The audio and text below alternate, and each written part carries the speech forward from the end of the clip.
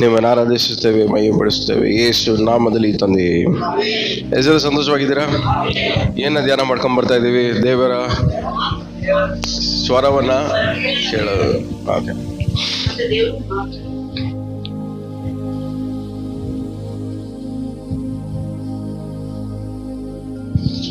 ಕನಸುಗಳ ಮೂಲಕವಾಗಿ, ದರ್ಶನದ ಮೂಲಕವಾಗಿ, ಡೈರೆಕ್ಟ್ ಆಗಿ ದೇವರು ನಮ್ಮ ಸಂಗಡ ಏನ್ ಮಾಡ್ತಾರೆ? ಮಾತಾಡ್ತಾರೆ. ಇದ್ರ ಬಗ್ಗೆ ನಾವೇನ್ ಮಾಡ್ತಾ ಇದೀವಿ? ಧ್ಯಾನ ಮಾಡ್ಕೊಳ್ತಾ ಬರ್ತಾ ಇದ್ವಿ. ಬಟ್ ಇದು ಈ ದರ್ಶನದ ಮೂಲಕವಾಗಿ ದೇವರು ನಿಮ್ಮ ಸಂಗಡ ಮಾತಾಡ್ಬೇಕಂದ್ರೆ, ಕನಸಿನ ಮೂಲಕವಾಗಿ ದೇವರು ನಿಮ್ಮ ಸಂಗಡ ಮಾತಾಡ್ಬೇಕಂದ್ರೆ, ಪ್ರತ್ಯಕ್ಷವಾಗಿ ದೇವರು ನಿಮ್ಮ ಸಂಗಡ ಮಾತಾಡ್ಬೇಕಂದ್ರೆ, ಎಲ್ಲದಕ್ಕೂ ಇರುವಂತ ಫೌಂಡೇಶನ್ ದೇವರ ವಾಕ್ಯ. ಎಲ್ಲದಕ್ಕೂ ಇರುವಂತ ಫೌಂಡೇಶನ್ ಏನು? ದೇವರ ವಾಕ್ಯ. ಈಗ ಒಂದೇ ಒಂದು ವಾಕ್ಯ ಓದ್ಕೊಂಡು ಆಮೇಲೆ ಇನ್ನೊಂದು ಸ್ವಲ್ಪ ಮುಂದೆ ಹೋಗೋಣ. 2 ತಿಮೋತಿ 3ನೇ ಅಧ್ಯಾಯ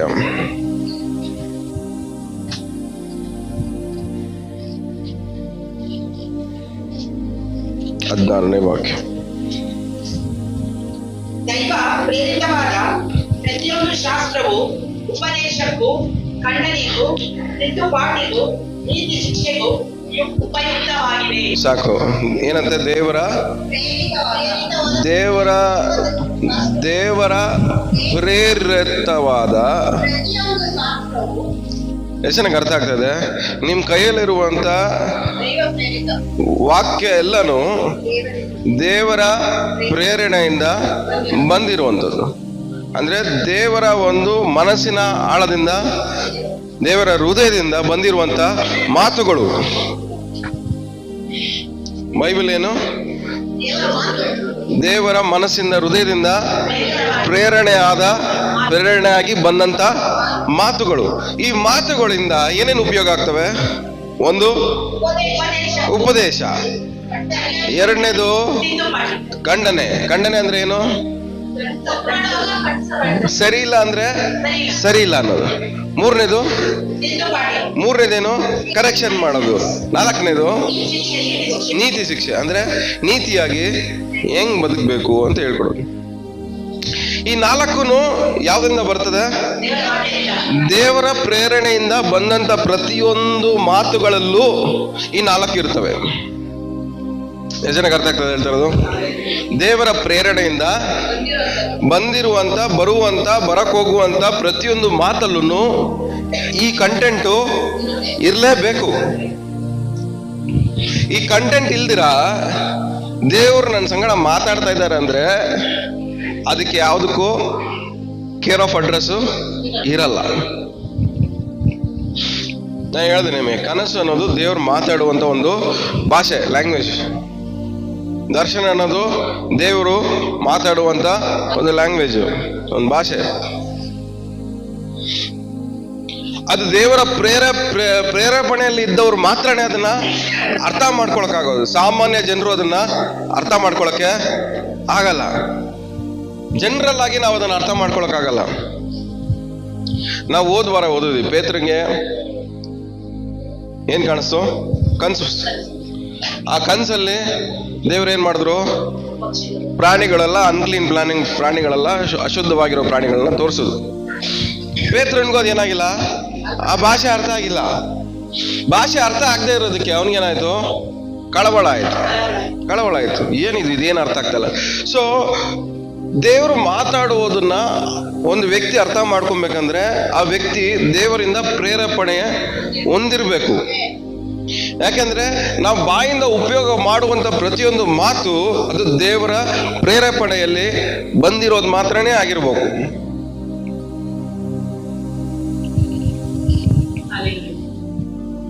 ದೇವರ ಪ್ರೇರೇಪಣೆಯಿಂದ ಮಾತು ಬಂದ್ರೆ ಫಸ್ಟ್ ಪಾಯಿಂಟ್ ಏನಾಗುತ್ತೆ? ಅದು ಅರ್ಥ ಆಗುತ್ತೆ. ಅರ್ಥ ಆದ್ಮೇಲೆ ನಾವ್ ಏನ್ ಮಾಡ್ತೀವಿ? ಅದರಿಂದ ಒಂದೇ ಪಾಯಿಂಟ್ ಏನದ್ರಲ್ಲಿರೋದು? ಫಸ್ಟ್ ಏನು? ಉಪದೇಶ ಮಾಡ್ತೀವಿ. ಏನ್ ಹೇಳ್ರಿ? ಸರಿ, ನೀವು 4 ಜನ ಸೇರ್ಕೊಂಡಾಗ ನೀವ್ ಏನ್ ಮಾತಾಡ್ತೀರಾ?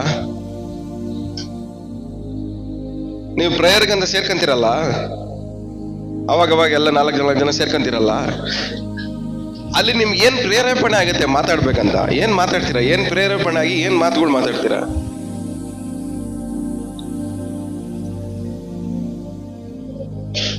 ಹೇಳ್ರಿ.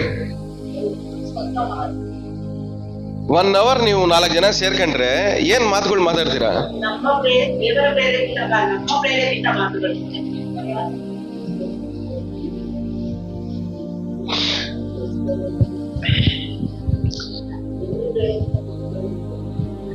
ನೀವು 4 ಜನ ಸೇರ್ಕೊಂಡು ನಿಮಗೆ ಏನ್ ಪ್ರೇರೇಪಣೆ ಆಗುತ್ತೋ ಅದನ್ನ ಮಾತಾಡ್ಕೊಂಡು ಆಮೇಲೆ ಅಂತ ಮುಗಿಸ್ಕೊಂಡು ಬಂದ್ರೆ ಆ ಪ್ರೇಯರ್ ಅಲ್ಲಿ ಸೇರಿರೋರ್ಗು ಏನು ಪ್ರಯೋಜನ ಇಲ್ಲ. ನಾವು 4 ಜನ ಸೇರ್ಕೊಂಡಾಗ ದೇವ್ರ ವಾಕ್ಯ ಹೇಳುತ್ತೆ, ಎಲ್ಲಿ 2-3 ಜನ ನನ್ನ ಹೆಸರಲ್ಲಿ ನನಗೋಸ್ಕರ ನನ್ನ ಪ್ರೇರೇಪಣೆಯಲ್ಲಿ ಕೂಡ್ ಬರ್ತಾರೋ ಅಲ್ಲಿ ನಾನಿದ್ದೀನಿ ಅಂತ. ಸೊ ದೇವರ ಪ್ರೇರೇಪಣೆಯಲ್ಲಿ ಸೇರ್ಕೊಂಡು ದೇವರ ಪ್ರೇರೇಪಣೆಯಲ್ಲಿ ಮಾತಾಡೋ ವ್ಯಕ್ತಿಗಳ ಮಧ್ಯದಲ್ಲಿ ದೇವ್ರು ಇರ್ತಾರೆ. ಬಟ್ ನಾವು 3/4 ಭಾಗ ನಮ್ಮ ಟೈಮು, ನಮ್ಮ ಪ್ರೇರೇಪಣೆ, ನಮ್ಮ ಬಾಯಿಂದ ಬರೋ ಮಾತಲ್ಲ, ನಮ್ಮ ಸ್ವಂತ ಪ್ರೇರೇಪಣೆಯಿಂದನೇ ಮಾತಾಡುವಂತ ಮಾತುಗಳು. ಸೊ ನಿಮಗೆ ಕನ್ಸು ಬೀಳಲಿ, ದರ್ಶನ ಬೀಳಲಿ, ಇಲ್ಲ ದೇವ್ರು ಮಾತಾಡಿದ್ರು ಅಂತ ಯಾವುದಾದ್ರೂ ನೀವು ಹೇಳಿದ್ರು ಅದರಲ್ಲಿ ದೇವರ ಪ್ರೇರೇಪಣೆ ಇತ್ತು ಅಂದ್ರೆ ಅದರಲ್ಲಿ ಒಂದು ವ್ಯಕ್ತಿ ಏನಾಗ್ಬೇಕು? ಬದಲಾಗ್ಬೇಕು. ಅವನಿಗೆ ಉಪದೇಶ ಮಾಡ್ಬೇಕು. 2ನೇದು, ಅವನೇನ್ ಮಾಡ್ಬೇಕು? ದಂಡಿಸ್ಬೇಕು. ಕನ್ಸಲ್ಲಿ ಬಂದು ದೇವ್ರು ಮುದ್ದಾಡಲ್ಲ. ಕನ್ಸಲ್ಲಿ ದೇವ್ರು ಏನ್ ಮಾಡಲ್ಲ? ಮುದ್ದಾಡಲ್ಲ. ದರ್ಶನ ತೋರಿಸಿದ್ರೆ ದೇವ್ರು ಏನ್ ಮಾಡಲ್ಲ? ನಿಮ್ಮನ್ನ ದರ್ಶನದಲ್ಲಿ ಮುದ್ದಾಡಲ್ಲ. ಡೈರೆಕ್ಟ್ ಆಗಿ ಕಾಣಿಸ್ಕೊಂಡ್ರಂತೂ ಖಂಡಿತ ಮುದ್ದು ಮಾಡೋ ಚಾನ್ಸೇ ಇಲ್ಲ. ಅದ್ರಲ್ಲಿ ಏನಿರ್ಬೇಕು? ದೇವ್ರು ಮಾತಾಡಿದ್ರು ಅಂದ್ರೆ ನಮ್ಮ ಹತ್ರ ಅದ ಕಂಟೆಂಟ್ ಅಲ್ಲಿ ಏನಿರ್ಬೇಕು? ಒಂದು ಉಪದೇಶ ಇರ್ಬೇಕು, ಇಲ್ಲ 2ನೇದು ಖಂಡನೆ ಇರ್ಬೇಕು, 3ನೇದು ಕರೆಕ್ಷನ್ ಇರ್ಬೇಕು, ಇಲ್ಲ 4ನೇದು ಏನಾದ್ರೂ ಒಂದು ನೀತಿಯ ಬೋಧನೆ ಇರ್ಬೇಕು ಅದರಲ್ಲಿ. ಸೊ ನಿಮ್ ಕನ್ಸಲ್ಲಿ, ನಿಮ್ ದರ್ಶನದಲ್ಲಿ ಇದಿಲ್ಲ ಅಂದ್ರೆ ನಿಮ್ ಕನಸು ದೇವರಿಂದ ಬಂದಿದ್ದು ಅಲ್ಲ. ನೀವು ನೋಡ್ತಾರೋ ದರ್ಶನ ದೇವರಿಂದ ಬಂದಿದ್ದು ಅಲ್ಲ. ದೇವ್ರ ಹತ್ರ ಮಾತಾಡ್ತವ್ರೆ ಅಂತ ನಿಮ್ ಜೀವನ ಹಂಗೆ ಇದ್ದಂಗೆ ಇದೆ ಅನ್ಕೊಳ್ಳಿ, ಬದಲಾಗ್ದಿರಾ. ಮಾಡಿದ ಕೆಲ್ಸನೇ ನಾಯಿ ಬಲ ಡೊಂಕಂತಾರೆ ನೋಡ್ರಿ. ದೇವ್ರು ನನ್ಗೆ ಮಾತಾಡಿದ್ರು ಅಂತಾರೆ, ದೇವ್ರು ನನಗೆ ದರ್ಶನ ತೋರಿಸಿದ್ರು ಅಂತಾರೆ, ದೇವ್ರು ನನಗೆ ಕನಸು ತೋರಿಸಿದ್ರು ಅಂತಾರೆ. ಆದ್ಮೇಲೂನು, ನೋಡಿದ ಮೇಲೂನು ಇವ್ರ ಬದುಕು ಚೇಂಜ್ ಆಗಿಲ್ಲ ಅಂದ್ರೆ ಇವ್ರು ಎಂತವ್ರು ಅಂತ ನಾವೇ ಕಂಡಿಡ್ಕೊಬೇಕು. ಜನಕ್ಕೆ ಅರ್ಥ ಆಗ್ತಾ ಹೇಳ್ತಿರೋದು? ತಲೆಗೆ ಹೋಗ್ತಾ ಇದೆಯಾ? ದೇವ್ರು ನನ್ನ ಸಂಗಡ ಮಾತಾಡ್ತಾ ಇದ್ದ ಅಂದ್ರೆ ನಾನು ಬದಲಾಗಿರ್ಬೇಕು. ಯಾಕಂದ್ರೆ ದೇವ್ರ ಮಾತಲ್ಲಿ ಖಂಡನೆ ಇದೆ, ದೇವ್ರ ಮಾತಲ್ಲಿ ಕರೆಕ್ಷನ್ ಇದೆ, ದೇವ್ರ ಮಾತಲ್ಲಿ ನೀತಿಯ ಬೋಧನೆ ಇದೆ, ದೇವ್ರ ಮಾತಲ್ಲಿ ಉಪದೇಶ ಇದೆ. ಸೊ ಯಾವ ವ್ಯಕ್ತಿ ದೇವ್ರು ನನಗೆ ದರ್ಶನದಿಂದ ಮಾತಾಡ್ತವ್ರೆ, ಕನಸಿನ ಮೂಲಕ ಮಾತಾಡ್ತವ್ರೆ, ನನಗೆ ದೇವ್ರು ನನ್ನ ಸಂಗಡ ಮಾತಾಡ್ತವ್ರೆ ಅಂತ ದೇವ್ರ ಸ್ವರ ನಾನು ಕೇಳಿಸ್ಕೊಂತ ಇದ್ದೀನಿ ಅಂತ ನಾನು ಹೇಳಿದ ಮೇಲೂ ನಾನು ಚೇಂಜ್ ಆಗಿಲ್ಲ ಅಂದ್ರೆ ನನ್ನ ಮಾತನ್ನ ನೀವು ನಂಬಾರ್ದು. ಹೇಳ್ರಿ, ಪಕ್ಕದಲ್ಲಿ ಮುಖ ನೋಡ್ಕೊಂಡು ಹೇಳ್ರಿ.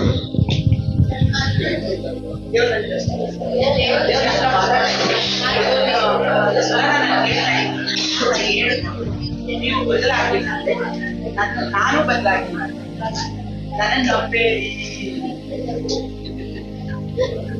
ದೇವ್ರು ನನ್ನ ಸಂಗಡ ಮಾತಾಡ್ತಾವ್ರೆ ಅಂದ್ಮೇಲೂ ನಿಮ್ ಭಾಷೆ ಬದಲಾಗಿಲ್ಲ ಅಂದ್ರೆ, ದೇವ್ರು ನನ್ನ ಸಂಗಡ ಮಾತಾಡ್ತಾವ್ರೆ ಅಂತ ಹೇಳಿದ್ಮೇಲೆ ನಿಮ್ ಯೋಚನೆಗಳು ಬದಲಾಗಿಲ್ಲ ಅಂದ್ರೆ, ದೇವ್ರು ನನ್ನ ಸಂಗಡ ಮಾತಾಡ್ತಾ ಇದಾರೆ ಅಂತ ಹೇಳಿ ನಮ್ ಕ್ರಿಯೆಗಳು ಬದಲಾಗಿಲ್ಲ ಅಂದ್ರೆ ನನ್ನ ನಂಬೇಡ್ರಿ.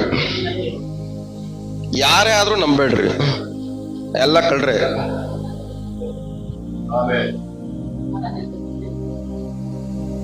ಯಾಕಂದ್ರೆ ದೇವರು ಹೊರಭಾಗ ನೋಡಲ್ಲ,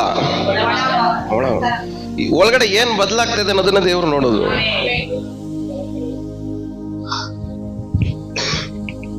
ಹೇಳ್ರಿ ಪಕ್ಕದಲ್ಲಿ ಅವ್ರಿಗೆ, ಈ ತರ ಕಂಡೀಷನ್ ಅಲ್ಲಿ ಇರೋರು ಯಾರನ್ನೂ ನಂಬೇಡ್ರಿ ಅಂತ. ದೇವ್ರು ಮಾತಾಡ್ತಾ ಇದಾರೆ ಅಂತಾರೆ, ಹೊರಗಡೆ ಹೋಗಿ ಕೆಟ್ಟ ಮಾತು ಮಾತಾಡ್ತಾರೆ.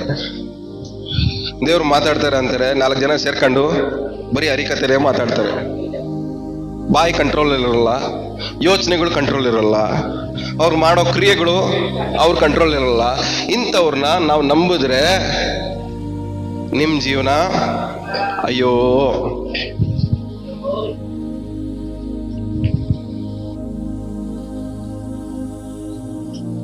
ಯಾವಲ್ಲ ಅರ್ಥ ಮಾಡ್ಕೊಳ್ಳಿ, ದೇವರು ನಿಮ್ಮ ಹತ್ರ ಮಾತಾಡ್ತಾರೆ ಅಂದ್ರೆ ಈ 4 ವಿಷಯ ದೇವರ ಪ್ರೇರೇಪಣೆಯಿಂದ ಬಂದಿರೋ ಮಾತಲ್ಲಿ ಇರುತ್ತೆ. ಯಾವ್ದಾನ ಒಂದು ಇದ್ದೇ ಇರುತ್ತೆ.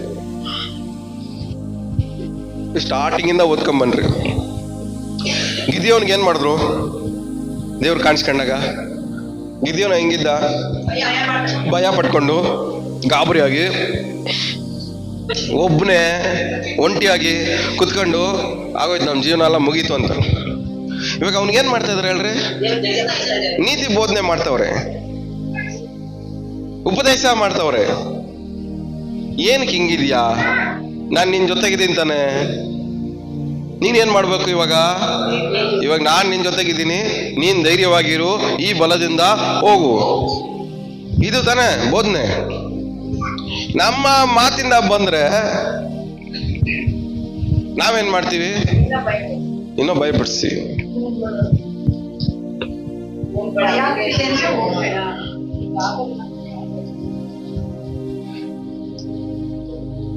ನನಗೆ ಇಷ್ಟ ಆಗಿರೋದು ಯಾವ್ದು ಗೊತ್ತಾ? ಸೆಂಟ್ರಲ್ ಇರೋದು 2. ಸೆಂಟ್ರಲ್ 2 ಇದೆ ನೋಡ್ರಿ. ನನ್ನ ಹತ್ರ ಬಂದು ದೇವ್ರು ಬ್ರದರ್ ಏನ್ ಮಾತಾಡ್ತಾರೆ, ದೇವ್ರು ಏನಾದ್ರು ಹೇಳಿ ಅಂದ್ರೆ ಇವೆರಡರಲ್ಲೇ ಯಾವ್ದೋ ಒಂದು ಹೇಳ್ತೀನಿ ಹೋಗಿ. 2 ಸೂಪರ್ ಬೆಸ್ಟ್. ನಮಗೂ ನೋವಾಗಲ್ಲ, ನಮಗೂ ಲಾಸ್ ಆಗಲ್ಲ. ನೀತಿ ಉಪದೇಶನೂ ನಮ್ಮ ಸ್ವಂತವಾಗಿ ಏನಾದ್ರು ಹೇಳ್ಕೊಂಡ್ಬಿಡ್ಬೋದು. ನೀತಿ ಬೋಧನೆ ಸ್ವಾರ್ಥದಿಂದ ಏನಾದ್ರು ಹೇಳ್ಕೊಂಡ್ಬಿಡ್ಬೋದು. ಬೋಧನೆ ಮಾಡೋರು ನಾಟಕ ಮಾಡಿ ಚೆನ್ನಾಗಿ ಬೋಧನೆ ಮಾಡ್ತಾರ, ನಾಟಕ ಮಾಡ್ಬಿಡ್ಬೋದು. ಆದ್ರೆ ಕರೆಕ್ಷನ್ನ, ದಂಡನೆಯನ್ನ ನಾಟಕ ಮಾಡಕ್ಕಾಗಲ್ಲ.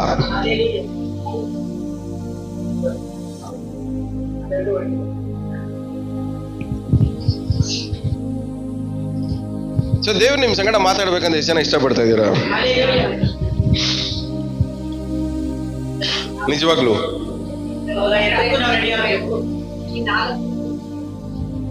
ದೇವ್ರು ನಮ್ ಸಂಗಡ ದೇವ್ರೇ ನನ್ನ ಸಂಗಡ ಮಾತಾಡೋ ಅಂದ್ರೆ ಈ 4ರಲ್ಲಿ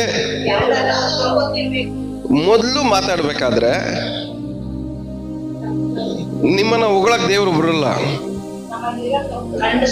ಮೊದಲು ನಿಮ್ಮ ಹತ್ರ ಇರೋ ತಪ್ಪನ್ನ ಹೇಳ್ತಾರೆ. ಫಸ್ಟ್ ನಿಮಗೆ ಲೆಕ್ಚರ್ ಕೊಡೋದೆ ನೀವು ಮಾಡೋ ತಪ್ಪುಗಳ ಬಗ್ಗೆನೆ.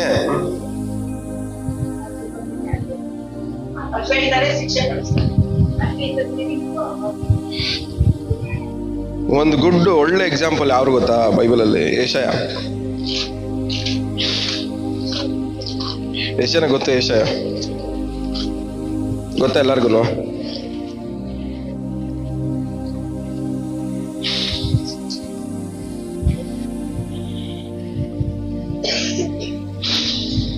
ಆರನೇ ಅಧ್ಯಾಯ 6, 7, 8.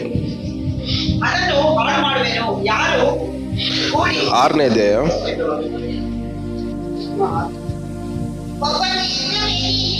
ಒಬ್ಬನು ಯಜ್ಞ ವೇದಿಯಿಂದ ತಾನು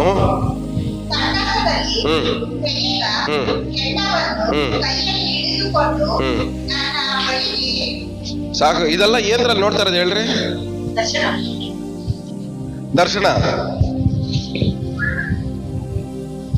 ದರ್ಶನದಲ್ಲಿ ಯೆಶಾಯನಿಗೆ ದೇವರು ತೋರಿಸ್ತಾ ಇರೋದು, ಮಾತಾಡ್ತಾ ಇರೋದು. ಈ ಲ್ಯಾಂಗ್ವೇಜ್ ಅಲ್ಲಿ ನಮ್ಗೆ ಏನ್ ಅರ್ಥ ಆಗುತ್ತೆ ಒಂದ್ ಸ್ವಲ್ಪ ಯೋಚನೆ ಮಾಡೋಣ. ಮುಂದೆ ಹಂಗೆ ಓದಿ.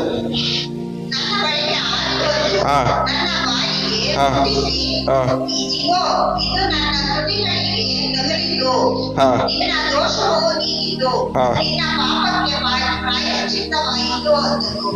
ಏನ ಸಾಕು. ಈ ದರ್ಶನದಲ್ಲಿ ಏನ್ ನಡೀತದೆ? ಕೆಂಡ ಬಂದು ತುಟಿಗೆ ತಾಕ್ತಾ ಇದೆ. ತುಟಿಗೆ ತಾಕದ ಮೇಲೆ ಏನಂತ? ನನ್ನ ದೋಷವು ನೀಗಿತು.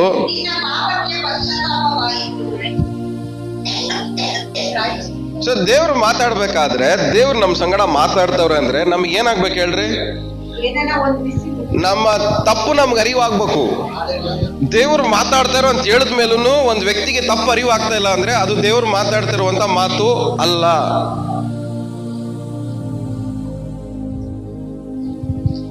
ಎಷ್ಟು ಜನಕ್ಕೆ ಅರ್ಥ ಆಗ್ತಾ ಹೇಳ್ತಿರೋದು? ದೇವ್ರು ನನ್ನ ಸಂಗಡ ಮಾತಾಡ್ತಾ ಇದ್ದಾರೆ ಅಂತ ನಾನು ಹೇಳಿದ್ರೆ ನನಗೆ ನನ್ನ ತಪ್ಪು ಅರಿವಾಗ್ಬೇಕು. ನಾನು ಕೇಳಿಸ್ಕೊಂತಾದ್ಮೇಲೂ ಅದು ನನ್ನ ಬದಲು ಮಾಡಿಲ್ಲ ಅಂದ್ರೆ, ನನ್ನ ಚೇಂಜ್ ಮಾಡಿಲ್ಲ ಅಂದ್ರೆ ಆ ಮಾತು ದೇವರದು ಅಲ್ಲ. ಸೊ ಕೆಂಡ ಬಂದು ಏನ್ ಮಾಡ್ತು, ಅವನು ತಗಲಿದ ಮೇಲೆ ಅವನು ಏನಾಯ್ತಂತೆ, ದೋಷಗಳು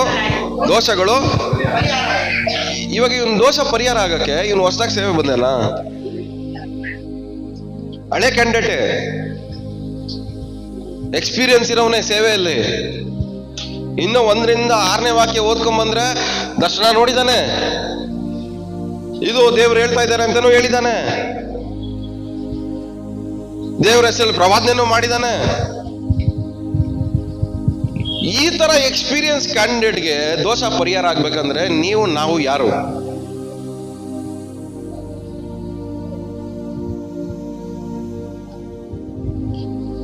ಹೇಳ್ರಿ. ಸೊ ದೇವ್ರು ಮಾತಾಡಿದ್ರೆ ನಮ್ಮ ದೋಷಗಳು ಏನಾಗ್ಬೇಕು? ಪರಿಹಾರ ಆಗ್ಬೇಕು, ಕ್ಲಿಯರ್ ಆಗ್ಬೇಕು. ಪಾಪಕ್ಕೆ ಏನಾಗ್ಬೇಕು? ಪ್ರಾಯಶ್ಚಿತ್ತ ಆಗ್ಬೇಕು. ಆಮೇಲೆ ದೇವ್ರು ಹೇಳ್ತಾರೆ 8ನೇ ವಾಕ್ಯದಲ್ಲಿ,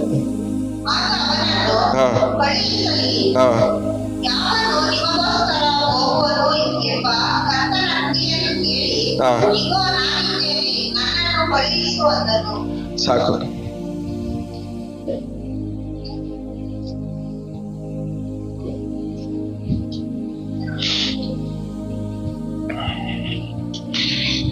ಇದೆಲ್ಲ ನಡೆಯಕ್ ಮುಂಚೆ 5ನೇ ವಾಕ್ಯದಲ್ಲಿ ಅವ್ನ ರಿಯಲೈಸೇಷನ್ ಏನಾಗುತ್ತೆ ನೋಡ್ರಿ. ಸಾಕು. ಇದು ಯಾವಾಗ ನಡೀತದೆ ಹೇಳ್ರಿ? ಕೆಂಡ ಬರಕ್ ದರ್ಶನ ನೋಡಕ್ ಮುಂಚೆ, ಕೆಂಡ ಅವ್ನ ತುಟಿಗೆ ತಾಕಕ್ ಮುಂಚೆ, ಅವ್ನ ದೋಷ ಪರಿಹಾರ ಆಗಕ್ ಮುಂಚೆ, ಅವ್ನ ಪಾಪಕ್ಕೆ ಪ್ರಾಯಶ್ಚಿತ್ತ ಆಗಕ್ ಮುಂಚೆನೆ ಅಲ್ಲಿ ದೇವ್ರ ದರ್ಶನ ಅಲ್ಲಿ ಓಪನ್ ಆಗ್ತಾ ಇದ್ದಂಗೆ ಇವನಿಗೇನಾಯ್ತು? ಇವನ್ ಅರಿವು ಇವನಿಗೆ ಉಂಟಾಯ್ತು. ಅಯ್ಯೋ ನನ್ನ ಗತಿನ. ಸೊ ದೇವ್ರು ನಿಮ್ಮ ಹತ್ರ ಮಾತಾಡಿದ್ರೆ ವಾವ್ ನಾನ್ ಸೂಪರ್, ನಾನ್ ಗ್ರೇಟ್ ಅಂತಲ್ಲ ಫೀಲಿಂಗ್ ಎಲ್ಲ ಬರಲ್ಲ. ನನ್ನಂತ ನನ್ ಮಗ ಯಾರು ಇಲ್ಲ ಅಂತಾನೆ ಅನ್ಸೋದು ನಮ್ಗೆ. ಯಾಕಂದ್ರೆ ಒಂದ್ ಪರ್ಫೆಕ್ಟ್ ಪರ್ಸನ್ ನೋಡ್ಬಿಟ್ಟು ನಾವು ನಿಂತ್ಕೊಂಡು ವಾವ್ ನಾನು ಪರ್ಫೆಕ್ಟ್ ಅಂತ ಹೇಳಕ್ ಆಗಲ್ಲ. ಆ ಪರ್ಫೆಕ್ಟ್ ಆಗಿರೋರು ನೋಡಿದ್ಮೇಲೆ ನಮ್ಮ ಒಳಗಡೆ ಎಷ್ಟು ಇಂಪರ್ಫೆಕ್ಷನ್ ಇದೆ ಅಂತ ನಮ್ಗೆ ಅರ್ಥ ಆಗೋದು. ನಮ್ಮ ಒಳಗಡೆ ಇರೋ ಇಂಪರ್ಫೆಕ್ಷನ್ ಅರ್ಥ ಆದ್ಮೇಲೆ ನಾನೇ ಗ್ರೇಟು, ನಾನೇ ಸೂಪರ್ ಅಂತ ಹೇಳ್ಕೊಳ್ಳೋ ಫೀಲಿಂಗ್ ಅಂತೂ ಖಂಡಿತ ಬರಲ್ಲ.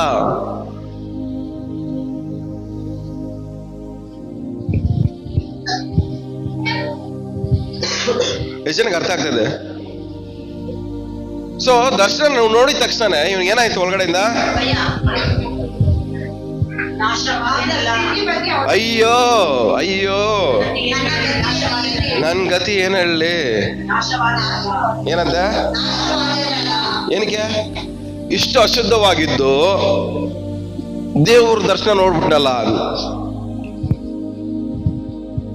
ಏನ್ ಹೇಳ್ರಿ? ಎಷ್ಟು ಅಶುದ್ಧವಾಗಿದ್ದೋ ಇರುವ ನಾನು ದೇವ್ರ ದರ್ಶನ ನೋಡ್ಬಿಟ್ನಲ್ಲ, ಹಾಳಾಗೋಗ್ಬಿಡ್ತೀನಿ ನಾನು ಇವಾಗ ಅಂತ. ನಮಗೇನು ಬೆಳಗ್ಗೆಯಿಂದ ರಾತ್ರಿವರೆಗೂ ಬೇಡದಿರೋದೆಲ್ಲ ಮಾತಾಡ್ತೀವಿ, ಸಂಜೆ ದೇವ್ರು ಮಾತಾಡಿದ್ರು ಅಂತೀವಿ.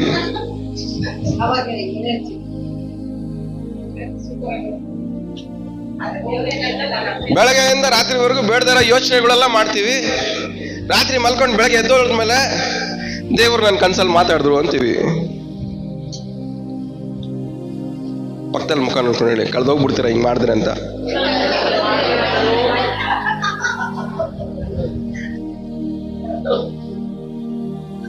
ಅಯ್ಯೋ ನನ್ ಗತಿ ಏನ್ ಹೇಳಿ. ಆಮೇಲೆ ನಾನೇನು ಏನ್ ಅರ್ಥ ಆಗ್ತದೆ ಅವನ್ಗೆ? ಯಾರು ಇವನು? ಪ್ರವಾದಿ, ಎಕ್ಸ್ಪೀರಿಯನ್ಸ್ಡ್ ಪ್ರವಾದಿ. ಪಕ್ಕದಲ್ಲಿ ಮುಖ ನೋಡ್ಕೊಳ್ಳಿ, ಎಕ್ಸ್ಪೀರಿಯನ್ಸ್ ಆಗಿರೋ ವಿಶ್ವಾಸಿಯೇ ದೇವ್ರು ಮಾತಾಡ್ತಾರಾ? ಏನಾಗಬೇಕು? ಏನಾಗಬೇಕು?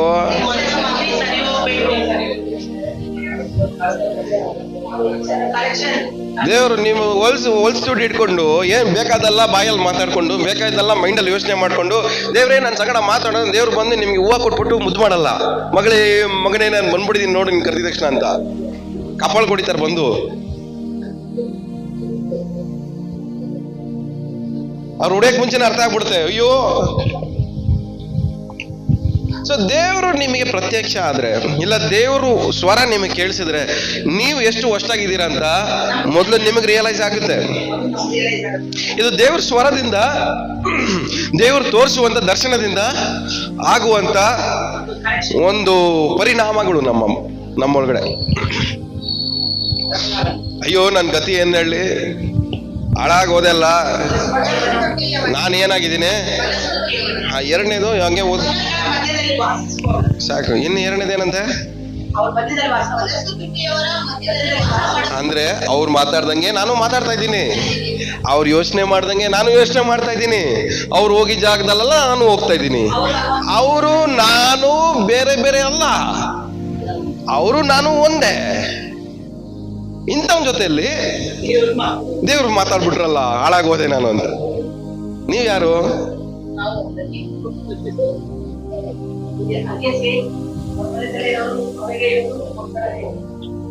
ಯಾರು ನೀವು?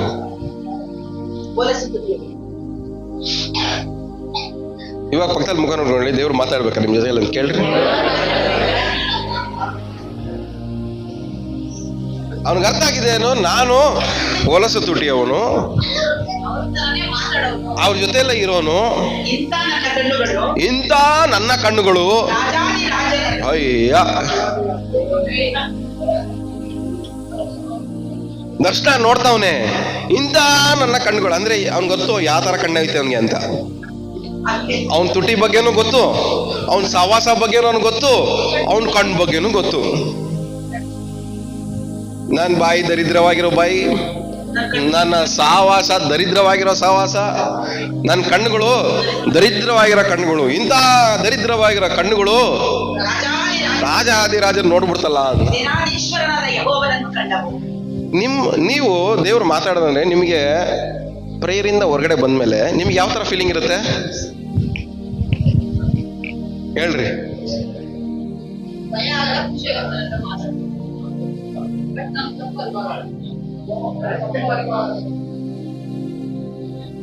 ದೇವ್ರು ಮಾತಾಡಿದ್ರು ಅಂತ ಹೇಳಿದ್ಮೇಲೆ ಹೊರಗಡೆ ಬಂದು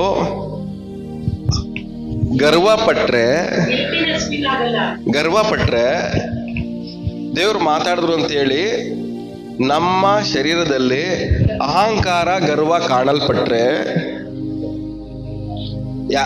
ಅದು ದೇವರ ಸ್ವರ ಅಲ್ಲ. ಯಾಕೆಂದ್ರೆ ದೇವರು ಮಾತಾಡಿದ್ರೆ ನಿಮ್ಮ ಅಹಂಕಾರ ಎಲ್ಲ ಅಡಗಿಸೇ ಕಳಿಸೋದು ಹೊರಗಡೆಗೆ. ನಿಮ್ಮ ಕೊಬ್ಬು ಅಹಂಕಾರ ಎಲ್ಲಾನು ಅಡಗಿಸಿ ಕರಗಿಸಿನೇ ಹೊರಗಡೆ ಕಳಿಸೋದು. ಹೊರಗಡೆ ಬಂದ್ಮೇಲೆ ಅಯ್ಯೋ ಸ್ವಾಮಿ ನೀನೇನ್ ಹೇಳ್ತಾ ಕೇಳ್ತೀನಿ ಆ ಟೈಪಲ್ಲಿ ನಾವು ಹೊರಗಡೆ ಬರ್ತೀವಿ. ಕಾಲ ಎಗರಾಕ್ಸ್ಕೊಂಡಲ್ಲ ಹೊರಗಡೆ ಬರಲ್ಲ. ಎಷ್ಟು ಜನ ಕೇಳಿಸ್ತಾ ಇದೆ? ಅರ್ಥ ಆಗ್ತದೆ?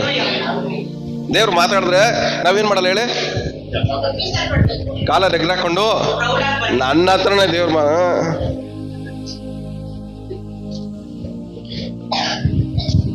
ದೇವ್ರ ಕನ್ಸಲ್ಲೋ ದರ್ಶನದಲ್ಲೋ ಡೈರೆಕ್ಟ್ ಆಗೋ ದೇವ್ರು ಮಾತಾಡಿದ್ರೆ ನಿಮ್ಮ ಕೊಬ್ಬು ಅಹಂಕಾರ ಎಲ್ಲಾನು ಅಡಗಿಸಿ ಕರಗಿಸಿ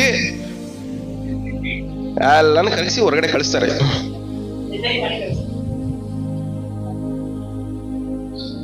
ದೇವ್ರು ಮಾತಾಡಿದ್ರು ಅಂತ ಹೇಳೋವನ್ಗೆ ಕೊಬ್ಬು ಅಹಂಕಾರ ಅಡಗಿಲ್ಲ ಅಂದ್ರೆ ಅವನ ಜೊತೆಲೆ ದೇವ್ರು ಮಾತಾಡಿಲ್ಲ ಅನ್ನೋ.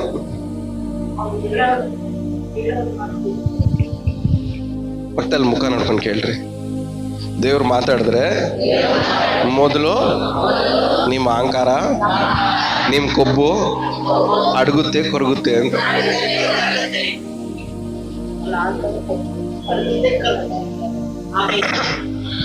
ಸೊ ಇವನ ಸಾವಾಸ ಇವನ್ಗೆ ಅರ್ಥ ಆದ್ಮೇಲೆ, ಇವನ್ ಮಾತಾಡೋ ಮಾತುಗಳು ಇವನ್ಗೆ ಅರ್ಥ ಆದ್ಮೇಲೆ, ಇವನ್ ನೋಡೋ ದೃಷ್ಟಿ ಇವನ್ಗೆ ಅರ್ಥ ಆದ್ಮೇಲೆ, ಇವಾಗ ದೇವ್ರ ಏನ್ ಮಾಡ್ತಾ ಇದಾರೆ? ಓಕೆ ನಿನ್ಗೆ ಅರಿವಾಗಿದೆ, ಇವಾಗ ನಾನೇನ್ ಮಾಡ್ತೀನಿ, ನಿನ್ನ ದೋಷಗಳನ್ನ ಪರಿಹರಿಸ್ತೇನೆ. ಎರಡನೇದು, ನಿಮ್ಮ ಪಾಪಗಳಿಗೆ ಏನ್ ಮಾಡ್ತಾ ಇದ್ದೀನಿ? ಪ್ರಾಯಶ್ಚಿತ್ತ ಕೊಡ್ತೀನಿ. ಮೊದಲು ನಿಮ್ಗೆ ಅರಿವು ಆದ್ಮೇಲೆನೆ ನಿಮ್ಮ ದೋಷ ಪರಿಹಾರ ಆಗೋದು. ನಿಮ್ಗೆ ಅರಿವು ಆದ್ಮೇಲೆನೆ ನಿಮ್ಮ ಪಾಪಕ್ಕೆ ಪ್ರಾಯಶ್ಚಿತ್ತ ಉಂಟಾಗೋದು. ಯೇಸು ಸ್ವಾಮಿ ಹೇಳ್ತಾರೆ ನೋಡಿ ಎಲ್ಲ ಕಡೆಗೂ, ದೇವರ ರಾಜ್ಯ ಸಮೀಪವಾಗಿದೆ, ದೇವ್ರ ಕಡೆಗೆ ತಿರ್ಕೊಳ್ರಿ. ಅದ್ರ ಅರ್ಥ ಏನ್ ಹೇಳ್ರಿ? ದೇವ್ರ ಕಡೆಗೆ ತಿರ್ಕೊಳ್ರಿ ಅಂದ್ರೆ ಅರ್ಥ ಏನು? ಅರಿವು ಉಂಟಾಗಬೇಕು. ನಾವ್ ಯಾರು ಏನು, ನಾವು ಕರೆಕ್ಟ್ ಆಗಿಲ್ಲ, ನಾವು ಪರ್ಫೆಕ್ಟ್ ಆಗಿಲ್ಲ, ನಮ್ಮ ಯೋಚನೆಗಳು ಸರಿ ಇಲ್ಲ, ನಮ್ಮ ಮಾತುಗಳು ಸರಿ ಇಲ್ಲ, ನಮ್ಮ ಕ್ರಿಯೆಗಳು ಸರಿ ಇಲ್ಲ, ನಮ್ಮ ನಡತೆ ಸರಿ ಇಲ್ಲ, ನಾವು ನೋಟ ಸರಿ ಇಲ್ಲ ಅಂತ ಹೇಳಿ ನಾವೇನಾಗ್ಬೇಕು, ನಮಗೆ ಈ ಏಷನ್ಗೆ ರಿಯಲೈಸೇಷನ್ ಆದಂಗೆ ನಮಗೂ ರಿಯಲೈಸ್ ಆಗಿ ದೇವ್ರ ಕಡೆಗೆ ತಿರ್ಕೊಬೇಕು. ಅವಾಗ ತಿರ್ಕೊಂಡಾಗ ದೇವ್ರ ಏನ್ ಮಾಡ್ತಾರೆ? ನಮ್ಮ ಪಾಪಕ್ಕೆ ಪ್ರಾಯಶ್ಚಿತ್ತ ಮಾಡ್ತಾರೆ, ನಮ್ಮ ದೋಷಗಳನ್ನ ಪರಿಹರಿಸ್ತಾರೆ. ಅದೇ ಪಶ್ಚಾತ್ತಾಪ. ಆದ್ರೆ ನಮ್ಮ ಪ್ರಾಬ್ಲಮ್ ಏನಂದ್ರೆ, ಹೊಸಬ್ರಿಗೆ ಬಿಟ್ಬಿಡ್ರಿ, ಹಳೆ ವಿಶ್ವಾಸಿಗಳಿಗೂ ಪಶ್ಚಾತ್ತಾಪದ ಮೀನಿಂಗ್ ಗೊತ್ತಿಲ್ಲ ಇನ್ನು ಪ್ರಾಕ್ಟಿಕಲ್ ಆಗಿ ಹೆಂಗಾಗತ್ತೆ ಅಂತ. ಪಾಪ ಅರಿಕೆ ಮಾಡಿದೆ ಬ್ರದರ್, ಆದ್ರೂ ನೀ ಪಾಪ ನನ್ನ ಬಿಟ್ಟು ಹೋಯ್ತಾ ಇಲ್ಲ. ಏನಕ್ಕೆ ಹೋಯ್ತಾ ಇಲ್ಲ? ಪಾಪ ಅರಿಕೆ ಮಾಡಿದ್ಮೇಲೆ ದೇವ್ರು ಅದಕ್ಕೆ ಏನ್ ಮಾಡ್ತಾರೆ ಹೇಳಿ? ಅದಕ್ಕೊಂದು ಪರಿಷ್ಕಾರ ಕೊಡ್ತಾರೆ. ಅದ್ ಏನಕ್ಕೆ ಬಿಟ್ಟು ಹೋಗಲ್ಲ ಅಂದ್ರೆ, ನಿಮಗ್ ಮನ್ಸಿಲ್ಲ ಬಿಡಕ್ಕೆ. ನಾನು ಮಾತಾಡ್ಬಾರ್ದು ಅನ್ಕೊಂತೀನಿ ಬ್ರದರ್ ಇವ್ರ ಜೊತೆಯಲ್ಲಿ. ಅದು ಇವ್ರು ಬರ್ತಾರ, ಬಂದಾಗ ಏನ್ ಮಾಡ್ತೀನಿ? ಮಾತಾಡ್ಬಿಡ್ತೀನಿ. ನಿನಗೆ ಅವ್ರನ್ನ ಬಿಡಕ್ ಮನ್ಸಿಲ್ಲ. ಅವ್ರ ಜೊತೆ ಸಹವಾಸ ಮಾಡೋದು ನಿಲ್ಸೋದಕ್ಕೆ ನಿನಗ್ ಮನ್ಸಿಲ್ಲ. ಅದಕ್ಕೆ ನೀನೇನ್ ಮಾಡ್ತಾ ಇದೀಯಾ? ನೀನು ಅಲ್ಲಿ ಹೋಗೋದಲ್ಲ, ಅವ್ನು ನಿನ್ನ ಹತ್ರ ಬರೋದಕ್ಕೆ ನೀನೇನ್ ಮಾಡ್ತಾ ಇದೀಯಾ? ಒಂದ್ ಕಾರಣ ಇಟ್ಕೊಂಡು ಮಾತಾಡ್ತಾ ಇದೀಯ. ಮೊದ್ಲು ನಾವು ಕೆಟ್ಟದ ಹತ್ರ ಹೋಯ್ತಾ ಇದ್ವಿ. ನಾನು ಹೋಗ್ತಾ ಇಲ್ಲ ಬ್ರದರ್, ಇವಾಗ ಕೆಟ್ಟದ ಹತ್ರ ನಾನು ಹೋಯ್ತಾ ಇಲ್ಲ. ಅದೇ ನನ್ನ ಹತ್ರ ಬರ್ತೈತೆ. ಅದೇ ನಿನ್ನ ಹತ್ರ ಬಂದ್ರೆ ಏನು, ನೀನ್ ಅದ್ರ ಹತ್ರ ಹೋದ್ರೆ ಏನು? ಕಳ್ಳನ್ಗೊಂದು ಪಿಳ್ಳೆನೆಪ ಅಂದಂಗೆ.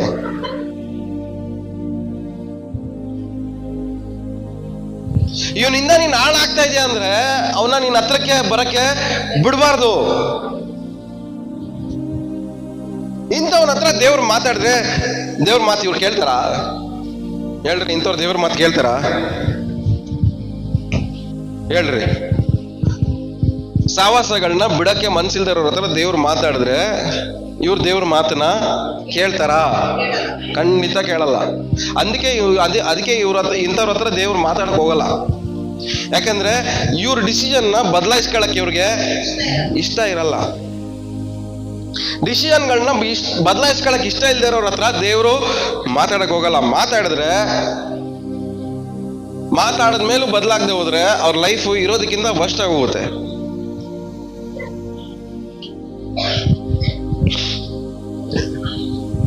ಹೋಗೋಣ ಮುಂದೆ ಹೋಗೋಣ ಬೇಡವಾ? ಹೋಗೋಣ. ಎಕ್ಲೇಸಿಯಾಸ್ಟಿಸ್ ಪ್ರಸಂಗಿ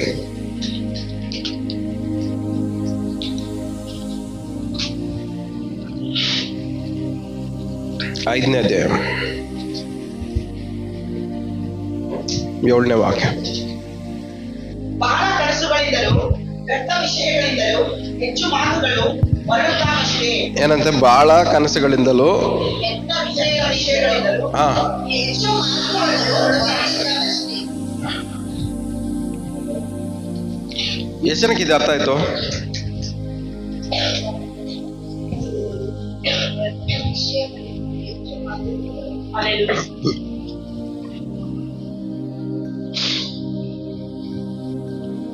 ಬಹಳ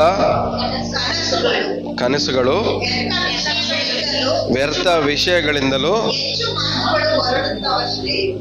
ವ್ಯರ್ಥ ವಿಷಯಗಳಿಂದ ಒಂದು ವ್ಯಕ್ತಿ ಜಾಸ್ತಿ ಮಾತಾಡ್ತಾನ.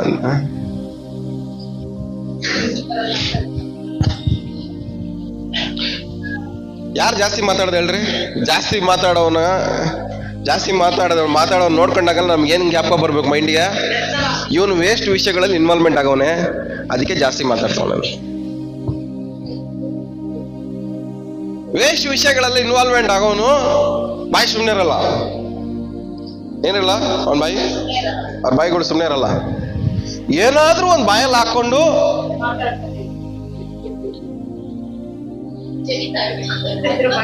ಅಗಿತಾ ಇರ್ಬೇಕು. ಏನಾದ್ರೂ ಒಂದು ಬಾಯಲ್ಲಿ ಇರ್ಬೇಕು ಅವ್ರಿಗೆ ಅಗಕ್ಕೆ. ಯಾವ್ದೊಂದು ವಿಷಯ ಬಾಯಲ್ಲಿ ಇಲ್ಲ ಅಂದ್ರೆ ಅವ್ರ ಕೈಯಲ್ಲಿ ಇರಕ್ಕಾಗಲ್ಲ. ಈ ತರ ವೇಸ್ಟ್ ವಿಷಯನ ಬಾಯಲ್ಲಿ ಹಾಕೊಂಡು ಅಗಿಯವ್ರ ಹತ್ರ ದೇವ್ರು ಮಾತಾಡ್ಬೇಕಾ? ಹೇಳ್ರಿ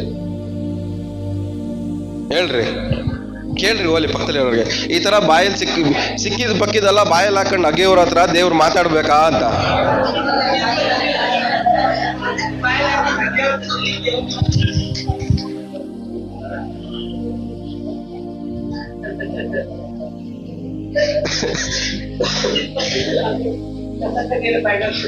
ಇವ್ರ ಬಾಯಿಂದ ದೇವ್ರು ಏನ ಮಾತಾಡಕ್ಕಾಗತ್ತೆ ಹೇಳ್ರಿ? ಓಲಿ ಗ್ಯಾಪ್ ಆದ್ರೂ ಕೊಡ್ತಾ ಇದ್ದೀರಾ ದೇವ್ರು ಮಾತಾಡಕ್ಕೆ? ಯಾವಾಗಾದ್ರೂ ಖಾಲಿ ಬಿಟ್ಟಿದ್ದೀರಾ ಓಲಿ ದೇವ್ರು ಮಾತಾಡಕ್ ನಿಮ್ ಬಾಯಲ್ಲಿ? ಚಾನ್ಸ್ ಸಿಕ್ಕಿದಾಗಲ್ಲ ನೀವು ಬಾಯಲ್ಲಿ ಏನ್ ಮಾಡ್ತೀರಾ? ಅವ್ರ ವಿಷಯ, ಇವ್ರ ವಿಷಯ, ಅವ್ರ ವಿಷಯ, ಅವ್ರದ್ದು ಕತೆ, ಇವ್ರದ್ದು ಕತೆ ಎಲ್ಲ ಬಾಯಲ್ಲಿ ಹಾಕೊಂಡು ಏನ್ ಮಾಡ್ತಾ ಇರ್ತೀರಾ?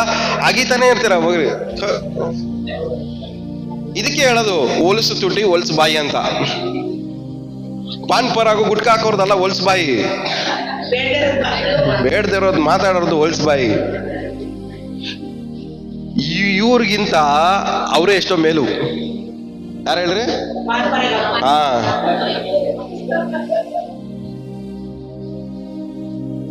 ಇವಾಗ ದೇವ್ರು ಬಂದು ನಿಂತ್ಕೊಂಡು ಅವ್ರನ್ನ ಇವ್ರನ್ನ ಇಬ್ಬರು ನಿಲ್ಸೋದ್ ಮುಂದ್ಗಡೆ ನಿಲ್ಸಿದ್ರೆ ದೇವ್ರು ಯಾರನ್ನ ಬೈತಾರೆ ಹೇಳ್ರಿ?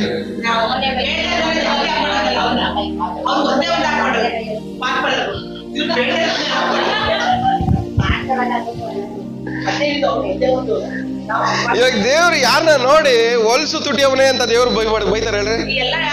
ಇದು ಬೇಡದ ವಿಷಯಗಳನ್ನ ಬಾಯಲ್ಲಿ ಹಾಕೊಂಡು ಅಗಿಯವನ್ನ ದೇವ್ರು ಏನ್ ಮಾಡ್ತಾರೆ ನೋಡಿ? ಬೈತಾರೆ.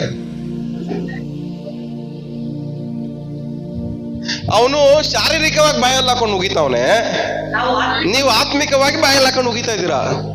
ಶಾರೀರಿಕವಾಗಿರೋವನ್ನ ದೇವ್ರು ಲೆಕ್ಕಕ್ಕೆ ತೊಗೊಳಲ್ಲ, ಅವನ ಆಟ ಗುಂಡು ಲೆಕ್ಕಕ್ಕಿಲ್ಲ. ಆದ್ರೆ ನೀವಿದಿರಲ್ಲ,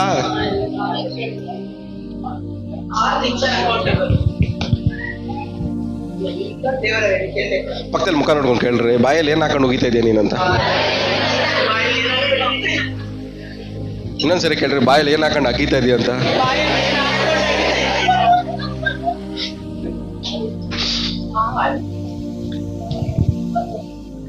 ದೇವರು ಯಾರ ಹತ್ರ ಮಾತಾಡ್ತಾರೋ ಅವ್ರ ಮಾತು ಜಾಸ್ತಿ ಮಾತಾಡಕ್ ಬರಲ್ಲ ಬಾಯಿಂದ. ಅವ್ರು ನಿನ್ ಬಾಯಿ ಹೌದಾದ್ರೆ ಹೌದು, ಇಲ್ಲ ನಿನ್ನ ಮಾತುಗಳು ಕೊಂಚವಾಗಿರ್ಬೇಕು, ಸ್ವೀಟ್ ಅಂಡ್ ಶಾರ್ಟ್.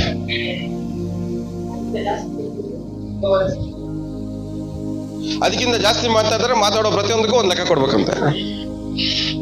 ಅಂದ್ರೆ ನೀವು ಎಷ್ಟು ಲೆಕ್ಕ ಕೊಡ್ಬೇಕು ಗೊತ್ತಿಲ್ಲ ನಿಮ್ ಲೈಫಲ್ಲಿ.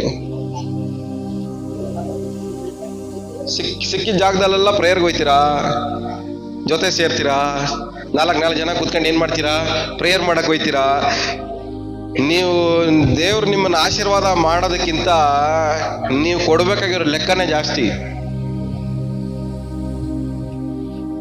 ಈ ಸಿಸ್ಟರ್ ಜೊತೆಲಿ ಕೂತ್ಕೊಂಡು ಏನಾಗೀತಾ ಇದ್ದೆ, ಆ ಬ್ರದರ್ ಜೊತೆಲಿ ಕೂತ್ಕೊಂಡು ಏನಾಗೀತಾ ಇದ್ದೆ, ಪ್ರೇಯರ್ಗಂತ ಹೋದೆ ಏನಾಗ್ಬಿಟ್ಟು ಬಂದೆ.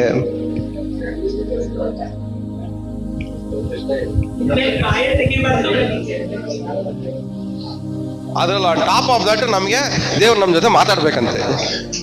ನಮ್ ಜೊತೆ ಮಾತಾಡೋದಲ್ದಿರ ನಮ್ ಮೂಲಕನೂ ದೇವ್ರು ಮಾತಾಡ್ಬೇಕಂತೆ. ಏನ್ ನ್ಯಾಯ ರೀ ಇದು?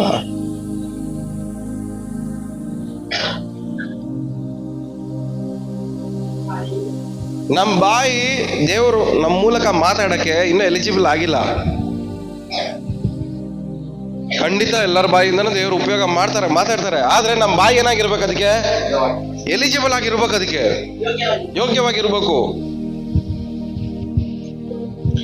ಎಷ್ಟು ನಾವು ಬೇಡದಿರೋ ಮಾತನ್ನ ಅವಾಯ್ಡ್ ಮಾಡ್ತೀವೋ ಅಷ್ಟು ದೇವ್ರು ಮಾತಾಡೋ ಮಾತನ್ನ ನಾವು ಬಾಯಿಂದ ಮಾತಾಡಕ್ಕೆ ಹತ್ರ ಆಗ್ತಾ ಇರ್ತೀವಿ. ಆದ್ರೆ ನಮಗೆ ದೇವ್ರ ಮಾತಿಗಿಂತ ಬಾಯಲ್ಲಿ ಬೇಡದಿರೋ ಮಾತೇ ಇಂಪಾರ್ಟೆಂಟ್ ನಮ್ಗೆ.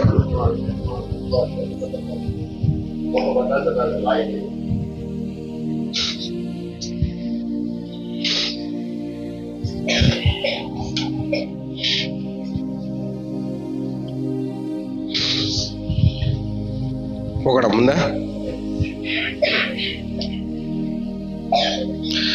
ದಾನಿಯೇಲ ಬರೆದ ಪುಸ್ತಕ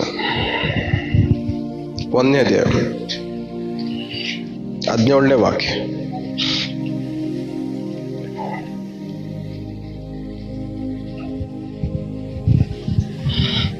ಹೀಗಿರಲು ದೇವರು ಆ 4 ಮಂದಿ ಯುವಕರ ಸಕಲ ಶಾಸ್ತ್ರಗಳಲ್ಲಿಯೂ ವಿದ್ಯೆಗಳಲ್ಲಿಯೂ ನಾನಾ ವಿವೇಕಗಳನ್ನು ದಯಪಾಲಿಸಿದನು. ಏನ್ ಮಾಡಿದ್ರಂತೆ ದೇವರು ದಾನಿಯೇಲನಿಗೆ ಏನ್ ಮಾಡಿದ್ರಂತೆ? 4 ಮಂದಿ ಯುವಕರಿಗೆ ಹಾ, ಸಕಲ ಶಾಸ್ತ್ರಗಳಲ್ಲಿಯೂ ಈ ದಾನಿಯೇಲ್ ಜೊತೆ ಇದ್ದಂತ ಈ 4 ಮಂದಿ ಯುವಕರಿಗೆ ದೇವ್ರು ಏನ್ ಮಾಡಿದ್ರಂತೆ? ಸಕಲ ಶಾಸ್ತ್ರಗಳಲ್ಲಿಯೂ ಏನಂತೆ? ಸಕಲ ಶಾಸ್ತ್ರಗಳಲ್ಲಿಯೂ ಸಕಲ ವಿದ್ಯೆಗಳಲ್ಲಿಯೂ ಜ್ಞಾನ ವಿವೇಕಗಳನ್ನು ದಯಪಾಲಿಸಿದನು. ಆಮೇಲೆ ಹ್ಮ್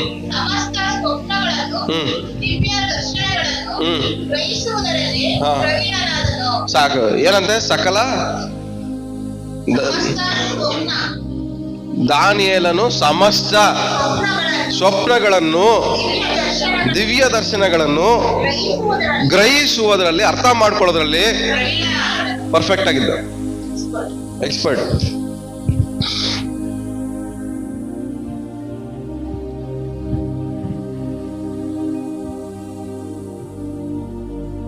ಈ ಎಕ್ಸ್ಪರ್ಟ್ ಪ್ರೇಯರ್ ಮಾಡಿದಾಗ ಪ್ರೇಯರ್ ಮಾಡಿರೋ ಉತ್ತರ ಸಿಗ್ಬೇಕಂದ್ರೆ ವಾಪಸ್ಸು ಎಷ್ಟು ದಿನ ಆಯ್ತು? ದಾನಿಯೇಲ ಪ್ರಾರ್ಥನೆ ಮಾಡ್ತಾವೆ ನೋಡ್ರಿ. ಪ್ರಾರ್ಥನೆ ಮಾಡಿ ಮೇಲ್ಗಡೆ ದೇವದೂತರು ದೆವ್ವಗಳೆಲ್ಲ ಯುದ್ಧ ಮಾಡ್ತಾವೆ ನೋಡ್ರಿ. ಆ ಪ್ರಾರ್ಥನೆ ರಿಟರ್ನ್ ಬರಕ್ಕೆ ಎಷ್ಟು ದಿನ ಆಯ್ತು? ಹಾ, ಯಾರಿಗಾದ್ರು ಗ್ಯಾಪ್ ಆಯ್ತಾ? ನಿಮ್ಗೆ ಯಾರಿಗೂ ಗ್ಯಾಪ್ ಇಲ್ವಾ? ಎಷ್ಟು ದಿನ? 21 ದಿವಸ. ದರ್ಶನದಲ್ಲಿ, ಸ್ವಪ್ನಗಳಲ್ಲಿ, ದೇವರ ಸ್ವರವನ್ನ ಕೇಳಿಸ್ಕೊಳ್ಳೋದ್ರಲ್ಲಿ ಎಕ್ಸ್ಪರ್ಟ್ ಆಗಿರೋನು ದೇವರು ಉತ್ತರ ಕೊಡೋದನ್ನ ಸ್ವೀಕಾರ ಮಾಡಕ್ಕೆ 21 ದಿವಸ ವೇಟ್ ಮಾಡ್ಬೇಕಾಗಿ ಬಂತು. ಪರ್ಫೆಕ್ಟ್ ಆಗಿರೋರಿಗೆ ಈ ಗತಿ, ಹೋರಾಟ. ನೀವು ದೇವ್ರು ಮಾತಾಡ್ತಾವ್ರೆ ಅಂತ ಪಾರ್ಟ್ ಟೈಮ್ ಜಾಬ್ ಆಗಿ ಮಾಡ್ತಾ ಇದ್ರ, ನಿಮ್ ಗತಿ ಏನು? ನಿಮ್ ಗತಿ ಏನು? ಬೆಳಗ್ಗೆಯಿಂದ ರಾತ್ರಿವರೆಗೂ ನಿಮ್ಮ ಪ್ರೇರಣೆ, ಸಾಯಂಕಾಲದಿಂದ ದೈವ ಪ್ರೇರಣೆ. ನಿಮ್ಗೇನಂದ್ರೆ ಬೈಬಲ್ ಕೈಯಲ್ಲಿ ಹಿಡ್ಕೊಂಡಿದ್ದ ತಕ್ಷಣ ದೇವ್ರ ಪ್ರೇರೇಪಣೆ ನೋಡಿ ಸ್ಟಾರ್ಟ್ ಅಲ್ಲೇ.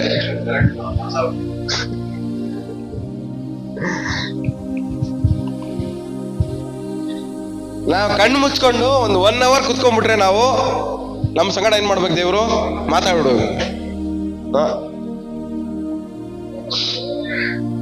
ನೀನು 1 hour ಆದ್ರೂ ಕುತ್ಕೋ, 2 hour ಆದ್ರೂ ಕುತ್ಕೋ, 3 hour ಆದ್ರೂ ಕುತ್ಕೋ, ದೇವ್ರಿಗೆ ಯಾವಾಗ ಬೇಕು ಅನ್ಸುತ್ತೋ ಅವಾಗೇ ಮಾತಾಡೋದು. ನೀನ್ ಕುತ್ಕೊಂಡಿದ್ಯಾ ಅನ್ನೋದಕ್ಕೋಸ್ಕರ ಅಲ್ಲ ದೇವರೆಲ್ಲ ನಿಮ್ಮ ಬಂದು ಕಿವಿಯಲ್ಲೆಲ್ಲ ಮಾತಾಡಲ್ಲ.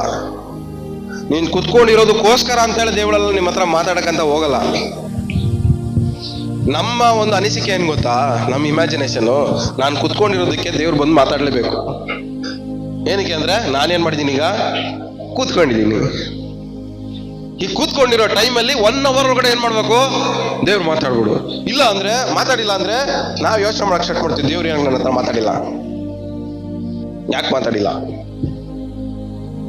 ಕೋಪ ಮಾಡ್ಕೊಂಡ್ಬಿಡ್ತೀವಿ. ಏನ್ ಅವ್ರ ಕಮಿಷನ್ ಏಜೆಂಟ? ನೀವು ಕೇಳಿದ ತಕ್ಷಣ ಬಂದ್ಬಿಡಕ್ಕೆ ಕಮಿಷನ್ ಕೊಟ್ಟು ಬದುಕಿಸ್ತಾ ಇದೀವ ಅವ್ರನ್ನ? ಇಲ್ಲ ಕಮಿಷನ್ ಕೊಟ್ಟು ಬೇಕಾದಾಗೆಲ್ಲ ಕರ್ಸ್ಕೊಂತ ಇದೀವ? ಫೋನ್ ಹಾಕಿದ ತಕ್ಷಣ ಬಂದ್ಬಿಡಕ್ಕೆ?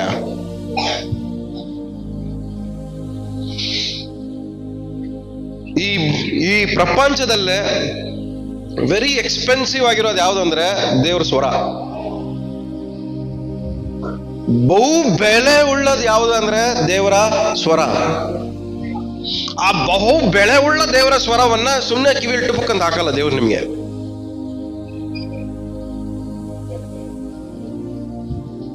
ಪೇಷನ್ಸ್ ಇರಲ್ಲ, ಆತರ ಜಾಸ್ತಿ ಇರುತ್ತೆ ಇವ್ರಿಗೆ. ಬೇಡದರದೆಲ್ಲ ಮಾತಾಡ್ತಾ ಇರ್ತಾರೆ. ಆದ್ರೂ ಇವ್ರ ಹತ್ರ ಏನ್ ಮಾಡ್ಬೇಕಂತ ಇಷ್ಟಪಡ್ತಾರೆ? ದೇವ್ರ ಮಾತಾಡೋದು.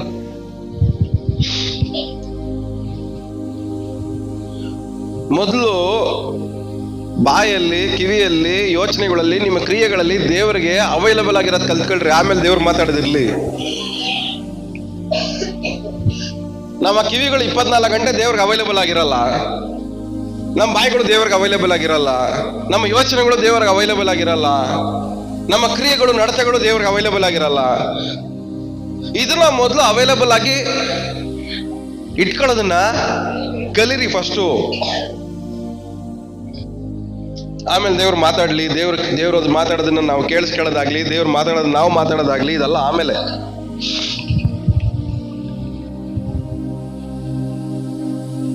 ಸೊ ದಾನಿಯೇಲನಿಗೆ ಎಲ್ಲಾ ಸ್ವಪ್ನಗಳನ್ನ, ಎಲ್ಲಾ ಕನಸುಗಳನ್ನು, ದರ್ಶನಗಳನ್ನ ಗ್ರಹಿಸಿಕೊಳ್ಳುವಂತ ಪರ್ಫೆಕ್ಷನ್.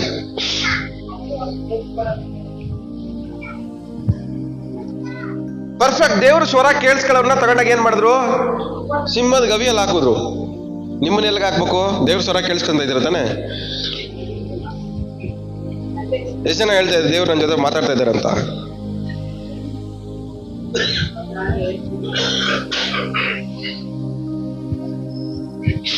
ನಿಜವಾಗ್ಲೂ ದೇವ್ರ ಸ್ವರ ಕೇಳಿರೋನ ತಗೊಂಡಾಗ ಸಿಂಹದ ಗವಿಯಲ್ಲಿ ಹಾಕಿದ್ರೆ, ಸುಮ್ನೆ ದೇವ್ರನ್ನ ಹತ್ರ ಮಾತಾಡಿದ್ರನ್ನ ತಗೊಂಡಾಗ ಎಲ್ಲ ಹಾಕ್ಬೇಕು? ಕೇಳ್ರಿ, ಸ್ವಲ್ಪ ಪಕ್ಕದಲ್ಲಿ ಇರೋರು ನೋಡ್ಕೊಂಡು ಹೇಳ್ರಿ. ಕೇಳ್ರಿ, ನಿಜವಾಗ್ಲೂ ದೇವ್ರ ಸ್ವರ ಕೇಳಿರೋನ ತಗೊಂಡಾಗ ಸಿಂಹದ ಗವಿಯಲ್ಲಿ ಹಾಕಿದ್ರು. ಸುಮ್ನೆ ಹೇಳೋ ನಿಮ್ಮನ್ನ ತಗೊಂಡಾಗ ಎಲ್ಲಿಗೆ ಹಾಕ್ಬೇಕು?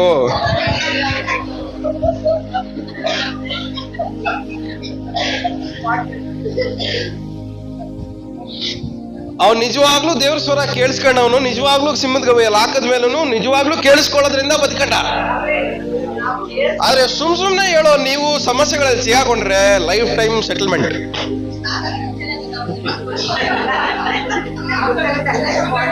ಯಾಕಂದ್ರೆ ನೀವು ಸಿಗಾಕೊಂಡಿರೋ ಸಮಸ್ಯೆಗಳಿಂದ ಬಿಡುಗಡೆ ಮಾಡಕ್ಕೆ ದೇವ್ರು ಬರಲ್ಲ. ಯಾಕಂದ್ರೆ ನೀವು ಕೇಳಿಸ್ಕೊಂಡಿರೋದು ದೇವರ ಸ್ವರ ಅಲ್ಲ.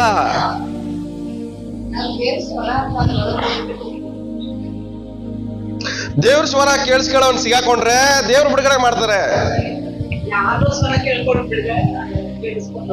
ಯಾರ್ದೋ ಸ್ವರ ಕೇಳಿಸ್ಕೊಂಡು ಸಿಗಾಕೊಂಡ್ರೆ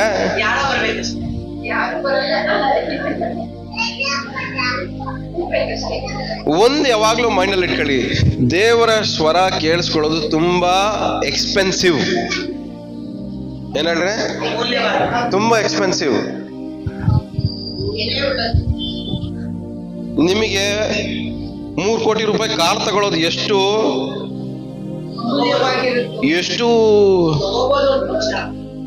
ತಗೊಳ್ಳೋದು ಎಷ್ಟು ವ್ಯಾಲ್ಯೂಬಲ್, ದೇವ್ರ ಸ್ವರ ಕೇಳಿಸ್ಕೊಳ್ಳೋದು ಅದಕ್ಕಿಂತ ಎಕ್ಸ್ಪೆನ್ಸಿವ್ ಅನ್ಕೊಂತೀರ ನೀವು. ಈ 3 ಕೋಟಿ ಕಾರ್ ತಗೊಂಡ್ಬಂದ್ ಆಸ್ತಿ ಎಲ್ಲ ಸೇಲ್ ಮಾಡ್ಕೊಂಡು ತಗೊಂಬೇಕು ಬ್ರದರ್. ಅದು ನೀನ್ ಆಸ್ತಿ ಎಲ್ಲ, ನಿನ್ ಜೀವಮಾನವೆಲ್ಲ ನೀನ್ ದುಡ್ಡು ಸೇರ್ಸಿದ್ರು ದೇವ್ರ ಸ್ವರ ಕೇಳಿಸ್ಕೊಳಕ್ ಈಕ್ವಲ್ ಆಗಲ್ಲ. ಅಷ್ಟೊಂದು ಈಸಿಯಾಗಿ ಸಿಕ್ಬಿಡಲ್ಲ ಅದು.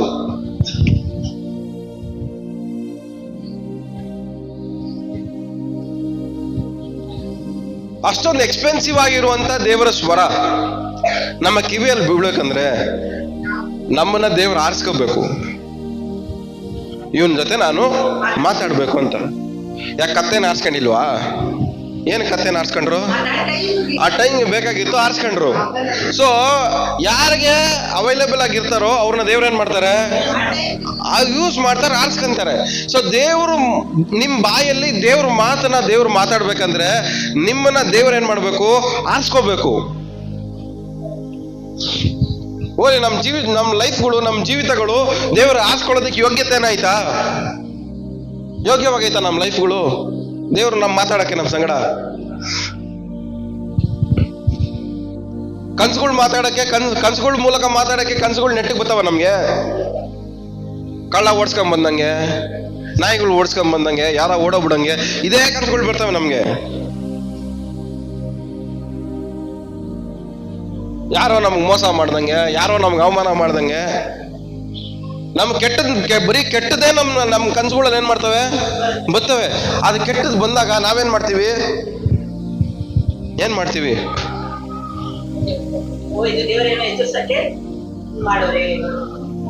ದೇವ್ರು ಒಂದ್ ಲೈಫ್ ನ ಹಾಳು ಮಾಡ್ತಾರ?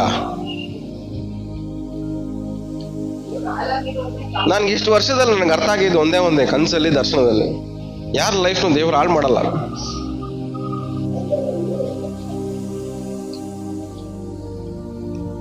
ಎಲ್ಲ ಕೇಡುಗಳಿಂದ, ಗಂಡಾಂತರಗಳಿಂದ ತಪ್ಪಿಸಿ ಕಾಪಾಡುವವರು ಆತನೇ. ಗಂಡಾಂತರಗಳಲ್ಲಿ, ಕೇಡುಗಳಲ್ಲಿ ಸಿಗಕ್ಸೋದಲ್ಲ ಆತನು, ಬಿಡಿಸುವವನು ಆತನು. ದೇವರು ಮಾತಾಡಿದ್ರೆ ನಿಮ್ಗೆ ಒಂದು ಪರಿಷ್ಕಾರ ಇರ್ಬೇಕದ್ರಲ್ಲಿ. ನಿಮ್ಗೇನಿರ್ಬೇಕದ್ರಲ್ಲಿ? ಪರಿಷ್ಕಾರ ಇರಬೇಕು, ಒಂದು ಪರಿಹಾರ ಇರಬೇಕು, ಒಂದು ಸೊಲ್ಯೂಷನ್ ಇರ್ಬೇಕದ್ರಲ್ಲಿ.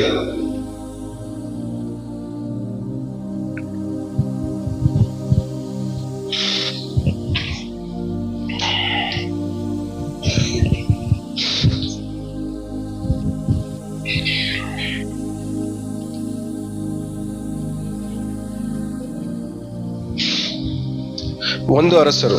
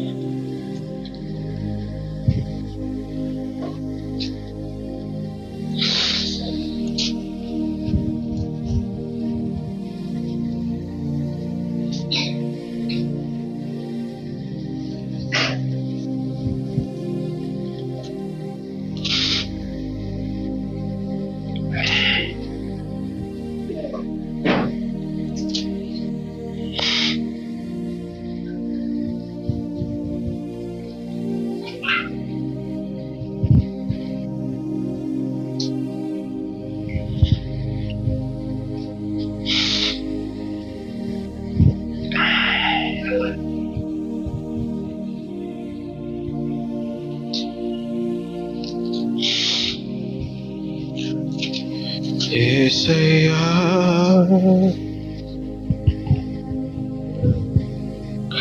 19ನೇ ಅಧ್ಯಾಯ.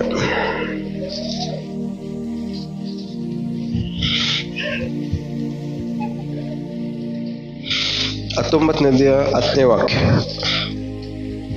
ಅವನು ಅದಕ್ಕೆ, ಸೇನಾಧೀಶ್ವರನಾದ ದೇವರೇ, ಯೆಹೋವನೇ, ಇಸ್ರಾಯೇಲ್ಯರು ನಿನ್ನ ನಿಬಂಧನೆಯನ್ನು ಮೀರಿದ್ದಾರೆ. ಯಜ್ಞ ವೇದಿಗಳನ್ನು ಕೆಡವಿದ್ದಾರೆ, ಪ್ರವಾದಿಗಳನ್ನು ಕತ್ತಿಯಿಂದ ಸಂಹರಿಸಿದ್ದಾರೆ. ನಾನೊಬ್ಬನೇ ಉಳಿದು ನಿನ್ನ ಗೌರವವನ್ನು ಕಾಪಾಡುವುದರಲ್ಲಿ ಅಸಕ್ತನಾಗಿದ್ದೆನು. ಏನಂತ? ದೇವರ ಗೌರವವನ್ನ ಕಾಪಾಡುವುದರಲ್ಲಿ. ಇದನ್ನ ಯಾರು ಹೇಳ್ತಾರ ಹೇಳ್ರಿ? ದೇವರ ಸ್ವರವನ್ನ ಕೇಳಿಸ್ಕೊಳ್ತಾರ ವ್ಯಕ್ತಿಗೆ ಏನ್ ಅರಿವು ಉಂಟಾಗ್ತಾ ಇತ್ತು ಇದರಲ್ಲಿ? ದೇವರ ಗೌರವವನ್ನ ಕಾಪಾಡೋದ್ರಲ್ಲಿ ಏನಾಗ್ಬಿಟ್ಟಿದ್ದೀನಿ ನಾನು? ಫೇಲ್ಯೂರ್ ಆಗ್ಬಿಟ್ಟಿದ್ದೀನಿ. ನೀವು ಪಕ್ಕದಲ್ಲಿ ನೋಡ್ಕೊಂಡು ಹೇಳ್ರಿ, ಮಕ್ಕ ನೋಡ್ಕೊಂಡು ಹೇಳ್ರಿ. ದೇವರ ಗೌರವವನ್ನ ಎಷ್ಟು ಜಾಗದಲ್ಲಿ ಕಾಪಾಡ್ತಾ ಇದ್ರಿ ನೀವು?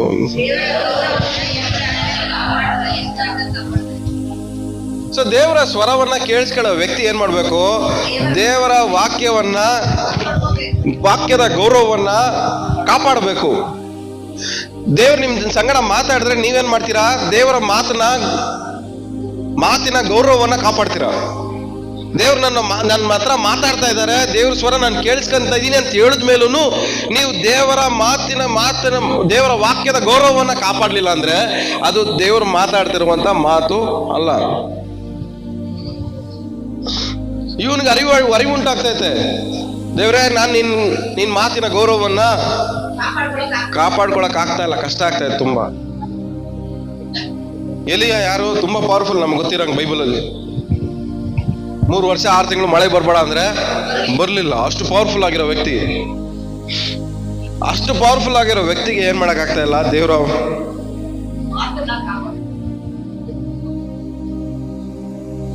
ಗೌರವವನ್ನ ಕಾಪಾಡ್ಕೊಳಕ್ ಏನಾಗ್ತಲ್ಲ? ಕಷ್ಟ ಆಗ್ತದೆ.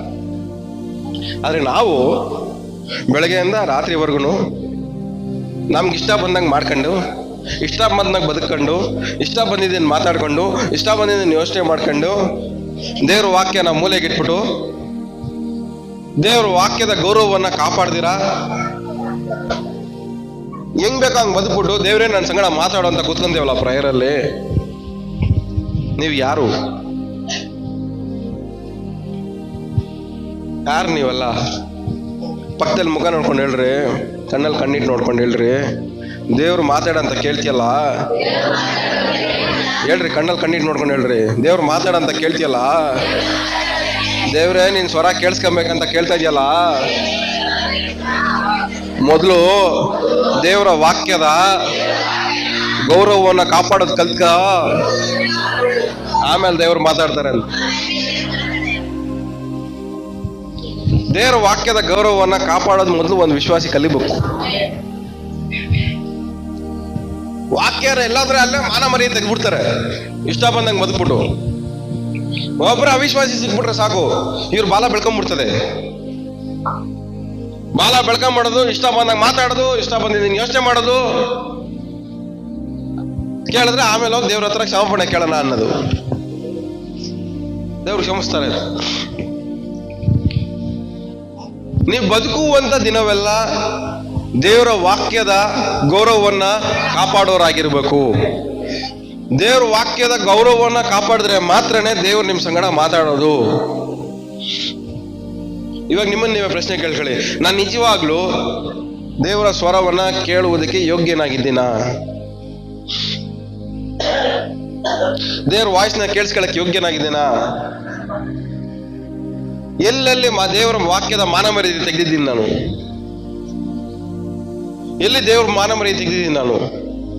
ದೇವ್ರ ಮಕ್ಕಳು ಅನ್ನೋದು ದೇವಸ್ಥಾನಕ್ಕೆ ಹೋಗೋದು, ದೇವ್ರ ಮಕ್ಕಳು ಅನ್ನೋದು ಪೂಜೆ ಮಾಡಕ್ ಹೋಗೋದು, ದೇವ್ರ ಮಕ್ಕಳು ಅನ್ನೋದು ಬೇಡದರ ಕೆಲಸಗಳೆಲ್ಲ ಮಾಡೋದು, ದೇವ್ರ ಮಕ್ಕಳು ಅನ್ನೋದು ಬೇಡದರ ಮಾತುಗಳು ಮಾತಾಡೋದು, ದೇವ್ರ ಮಕ್ಕಳು ಅನ್ನೋದು ಬೇಡದರ ಯೋಚನೆಗಳೆಲ್ಲ ಮಾಡೋದು, ದೇವ್ರ ಮಕ್ಕಳು ಅನ್ನೋದು ಅವ್ರಿಗೆ ಇರೋ ತಗೊಂಡೋಗಿ ಬತ್ತಿಕ್ ಬಿಡೋದು, ದೇವ್ರ ಮಕ್ಕಳು ಅನ್ನೋದು ಅವ್ರ ಮನೆಗೆ ಹೋಗಿ ಬೆಂಕಿ ಹಾಕ್ಬಿಡೋದು. ಎಲ್ಲಿ ದೇವರ ವಾಕ್ಯವನ್ನ ಕಾಪಾಡ್ತಾ ಇದ್ದೀರಾ? ದೇವರ ವಾಕ್ಯದ ಗೌರವವನ್ನು ಎಲ್ಲಿ ಕಾಪಾಡ್ತಾ ಇದ್ದೀರಾ ನೀವು? ದೇವರ ವಾಕ್ಯದ ಗೌರವವನ್ನ ಕಾಪಾಡದೇ ಇರೋ ಪ್ರತಿಯೊಂದು ವಿಶ್ವಾಸಿಯ ಜೊತೆಯಲ್ಲಿ ದೇವರು ಮಾತಾಡಲ್ಲ. ಆದಿಯಲ್ಲಿ ವಾಕ್ಯವಿತ್ತು, ವಾಕ್ಯವು ದೇವರ ಬಳಿಯಲ್ಲಿತ್ತು, ಆ ವಾಕ್ಯವೇ ದೇವರಾಗಿತ್ತು. ಆ ವಾಕ್ಯದ ಮೂಲಕನೇ ಎಲ್ಲಾನು ಏನಾಯ್ತು? ಸಮಸ್ತವು ಸೃಷ್ಟಿ ಆಯ್ತು. ವಾಕ್ಯವಿಲ್ಲದೆ ಒಂದು ಉಂಟಾಗಲಿಲ್ಲ. ಅಂದ್ರೆ ಎಲ್ಲಾನು ಮಾಡಕ್ಕೆ ದೇವ್ರ ವಾಕ್ಯನೇ ಆಧಾರ. ಆ ವಾಕ್ಯಕ್ಕೆ ನಾವು, ಆ ವಾಕ್ಯದ ಮರ್ಯಾದೆಯನ್ನು ನಾವು ಕಾಪಾಡದೆ ಹೋದ್ರೆ, ಆ ವಾಕ್ಯದ ಗೌರವವನ್ನು ನಾವು ಕಾಪಾಡದೆ ಹೋದ್ರೆ, ಇಲ್ಲಿ ದೇವ್ರು ನಮ್ಮ ಸಂಗಡ ಹೆಂಗ್ ಮಾತಾಡಕ್ಕಾಗತ್ತೆ? ನಾನು ಹೇಳಿದೆ ಮೊದಲು, ಬರೆಯಲ್ಪಟ್ಟಂತ ದೇವರ ಸ್ವರ. ಏನ್ ಹೇಳ್ರಿ? ಬರೆಯಲ್ಪಟ್ಟಂತ ದೇವರ ಸ್ವರ, ಮಾತಾಡುವಂತ ದೇವರ ಸ್ವರ.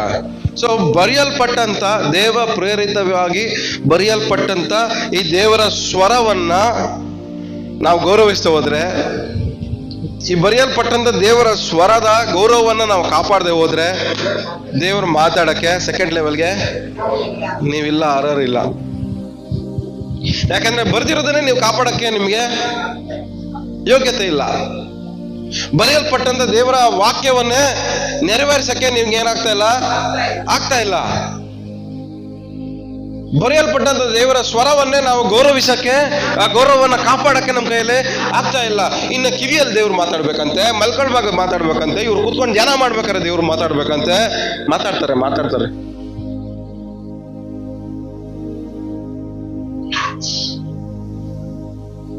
ಪಕ್ಕದಲ್ಲಿ ಮುಖರ್ಕೊಂಡು ಹೇಳ್ರಿ, ಮಾತಾಡೋದಲ್ಲ ಆಮೇಲೆ ಮೊದಲು ದೇವ್ರ ವಾಕ್ಯದ ಗೌರವ ಕಾಪಾಡೋದು ಕಲಿ ಅಂತ.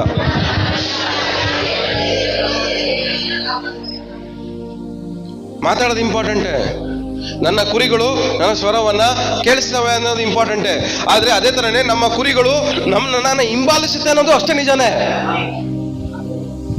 ನನ್ನ ಕುರಿಗಳು ನನ್ನ ಸ್ವರ ಕೇಳಿಸ್ಕೊಳ್ತವೆ ಅಂತ ಹೇಳೋದು ನಿಜ ತಾನೆ? ನನ್ನ ಕುರಿಗಳು ನನ್ನನ್ನ ಹಿಂಬಾಲಿಸುತ್ತೆ ಅನ್ನೋದು ಅಷ್ಟೇ ನಿಜಾನೇ. ನಾವು ಹಿಂಬಾಲಿಸಲ್ಲ, ಆದ್ರೆ ಸ್ವರ ಮಾತ್ರ ಕೇಳಿಸ್ಕೋಬೇಕು.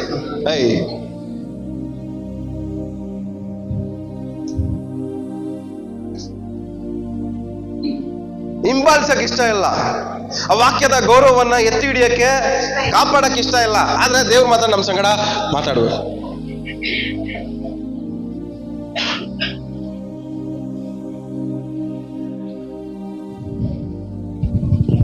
ಎಷ್ಟು ಜನಕ್ಕೆ ಅರ್ಥ ಆಗ್ತಾ ಹೇಳ್ತಿರೋದು? ತಲೆಗೆ ಹೋಗ್ತಾ ಇದೆಯಾ? ಎಲ್ಲರಿಗೂ ತಲೆಗೆ ಹೋಗ್ತಾ ಇದೆಯಾ? ಅರ್ಥ ಆಗ್ತಾ ಇದೆಯಾ? ಬೈಕ್ ಅಂತ ಇದ್ದೀರಾ? ಇನ್ನ ಹೋಗೋಣ ಮುಂದೆ. ಇನ್ನು ಎಷ್ಟು ವಾರ ಹೋಗುತ್ತೆ ಗೊತ್ತಿಲ್ಲ. ಒಟ್ಟಿನಲ್ಲಿ ಕೇಳಿಸ್ಕೋಬೇಕಂದ್ರೆ ಮೊದಲು ಕರೆಕ್ಷನ್ ಆಗ್ಲೇಬೇಕು. ಬೇಡದಿರೋದೆಲ್ಲ ಹೊರಗಡೆ ಹೋಗದೆ ಹೋದ್ರೆ ಬೇಕಾಗಿರೋದೆಲ್ಲ ಒಳಗಡೆ ಬರಲ್ಲ. ಯಾಕೆಂದ್ರೆ ನಾವು ವಿಶ್ವಾಸಿಗಳಾಗಿರೋ ನಾವು, ದೇವ್ರ ನಂಬಿರೋ ನಾವು, ದೇವ್ರ ವಾಕ್ಯದ ಗೌರವವನ್ನು ಕಾಪಾಡದೆ ಹೋದ್ರೆ ದೇವ್ರ ವಾಕ್ಯ ನಿಮ್ ಜೀವನದಲ್ಲಿ ಹೆಂಗ್ ನೆರವೇರಕ್ಕೆ ಸಾಧ್ಯ ಹೇಳ್ರಿ? ಅದಕ್ಕೆ ಯೇಸು ಸ್ವಾಮಿ ಹೇಳ್ತಾರೆ ನೋಡ್ರಿ, ನೀವು ನನ್ನಲ್ಲಿಯೂ ನನ್ನ ವಾಕ್ಯವೂ ನಿಮ್ಮಲ್ಲಿಯೂ. ಅಂದ್ರೆ ಅರ್ಥ ಏನು? ಗೌರವ ಕೊಡ್ಬೇಕು ಅದಕ್ಕೆ. ನೀವು ಗೆಸ್ಟ್ ತರ ಬೇಕಾದಾಗ ಮಾತ್ರ ನೀವು 2 ವಾಕ್ಯ ಓದ್ಕೊಂಡ್ಬಿಟ್ಟು ಯೇಸು ನಾಮದಲ್ಲಿ ನೆರವೇರ್ಲಿ ಅಂತ ಹೇಳೋದಲ್ಲ.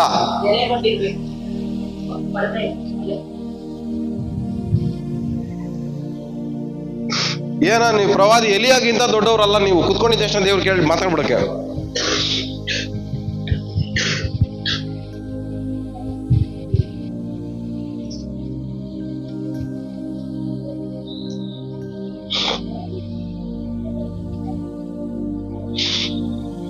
ಎಷ್ಟೋ ಸರಿ ನಾನು ಪ್ರೇಯರಲ್ಲಿ ಕುತ್ಕೊಂಡಾಗ ದೇವ್ರ ಇವ್ರ ಬಗ್ಗೆ ಮಾತಾಡು, ಅವ್ರ ಬಗ್ಗೆ ಮಾತಾಡು ಅಂದಾಗ ಎಲ್ಲ ಟೈಮೆಲ್ಲ ಆದ್ಮೇಲೆ ಅವ್ರ ಬಗ್ಗೆ ಇವ್ರ ಬಗ್ಗೆ ಮಾತಾಡೋದಕ್ಕಿಂತ ನನ್ನ ಬಗ್ಗೆ ಮಾತಾಡ್ತಾರೆ ಜಾಸ್ತಿ. ನನ್ನ ಬಗ್ಗೆ ಮಾತಾಡೋದನ್ನ ನಾನು ಕೇಳಿಸ್ಕೊಂಡ್ಮೇಲೆ ಬೇರೆಯವ್ರ ಬಗ್ಗೆ ಮಾತಾಡಿರೋದು ಹೇಳ್ಬೇಕಂದ್ರೆ ಭಯ ಆಯ್ತದೆ. ಏನಕ್ಕೆ ಹೇಳ್ರಿ?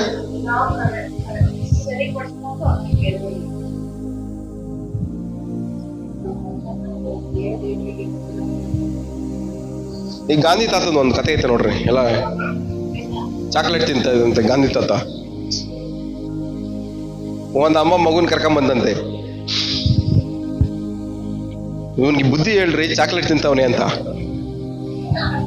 ತಾತ ಹೇಳಿದ್ರಂತೆ, 1 ವಾರ ಬಿಟ್ಕೊಂಡ್ ಬಾ ಅಂದ್ರಂತೆ, ಹೇಳ್ತೀನಿ ಅಂತ.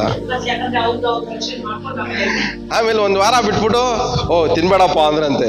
ಇದನ್ನ ಅವತ್ತೇ ಹೇಳ್ಬಾರ್ದ ಅಂದ್ರೆ ಅವಾಗ ನಾನು ತಿಂತಾ ಇದ್ದೆ ಅಂದ್ರಂತೆ. ಹಂಗಾಯ್ತು ಕತೆ. ಇವಾಗ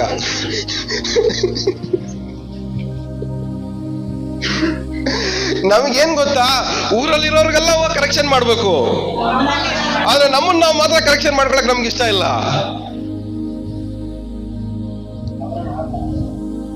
ಆದ್ರೆ ದೇವರು ನಿಮ್ಮ ಮೂಲಕವಾಗಿ ಊರಲ್ಲಿರೋರೆಲ್ಲ ಕರೆಕ್ಷನ್ ಮಾಡಕ್ ಮುಂಚೆ ಮೊದಲು ನಿಮ್ಮನ್ನ ಕರೆಕ್ಷನ್ ಮಾಡಿರ್ತಾರೆ, ಮಾಡ್ಲೇಬೇಕು. ಅದೆಲ್ಲ ಆದ್ಮೇಲೆನೆ ಆಮೇಲೆ ಬೇರೆಯವ್ರನ್ನ ಕರೆಕ್ಟ್ ಮಾಡಕ್ ಹೋಗೋದು ನಿಮ್ಮ ಮೂಲಕ.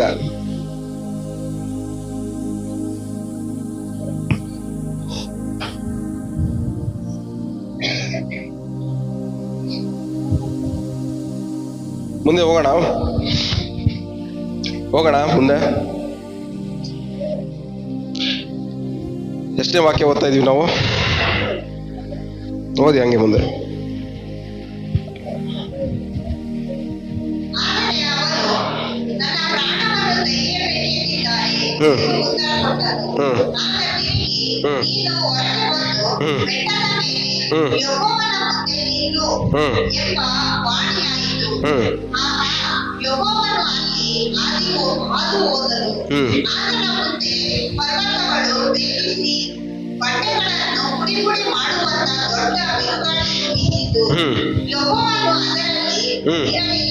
ಏನಂತೆ?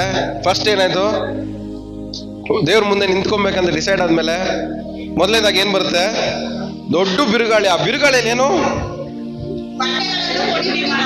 ಬಂಡೆಗಳನ್ನ ಪುಡಿ ಮಾಡುವಷ್ಟು ಶೇಕ್ ಆದ್ರೂ ಅದ್ರಲ್ಲಿ ಯಾರಿಲ್ಲಂತೆ.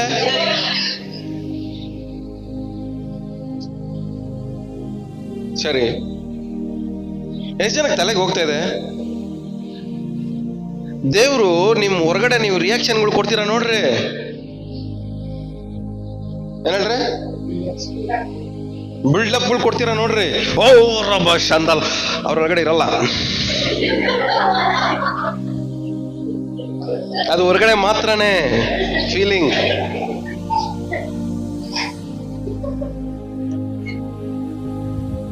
ನಾವು ಅನ್ಕೊಂತೀವಿ, ಎಷ್ಟು ಚೆನ್ನಾಗಿ ಪವರ್ಫುಲ್ ಆಗಿ ಅನ್ಯ ಭಾಷೆ ಮಾತಾಡ್ತವ್ರೆ, ಇವ್ರೊಳಗಡೆ ದೇವ್ರು ಇದಾರೆ ಅಂತ. ಒಳಗಡೆ ಏನಿಲ್ಲ, ಖಾಲಿ ಡಬ್ಬ.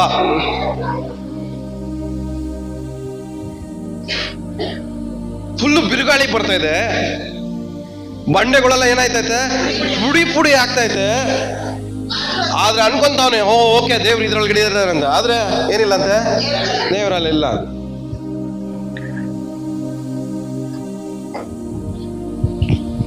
ನೆಕ್ಸ್ಟ್ ತರುವಾಯ ಭೂಕಂಪ ಉಂಟಾಯಿತು. ತರುವಾಯ ಏನಾಯ್ತಂತೆ? ಭೂಕಂಪ ಉಂಟಾಯ್ತಂತೆ. ಭೂಕಂಪ ಆದ್ರೂ ಅಲ್ಲೂ ಫುಲ್ಲು ಸೌಂಡು, ಡಮ ಡುಮ್ ಡುಮ್ ಡುಮ್ ಅಂತ ಸೌಂಡ್ ಬರ್ತಾ ಇದೆ ಫುಲ್ಲು. ಆದ್ರೂ ಅಲ್ಲಿ ಅದ್ರೊಳಗಡೆ ಇಲ್ಲ. ಆಮೇಲೆ ಭೂಕಂಪ ಆದ್ಮೇಲೆ ಏನಾಯ್ತು? ಫುಲ್ಲು ಸಿಡ್ಲು ಸಿಡ್ಲು ಬಂತು. ಆಮೇಲೆ ಹಾ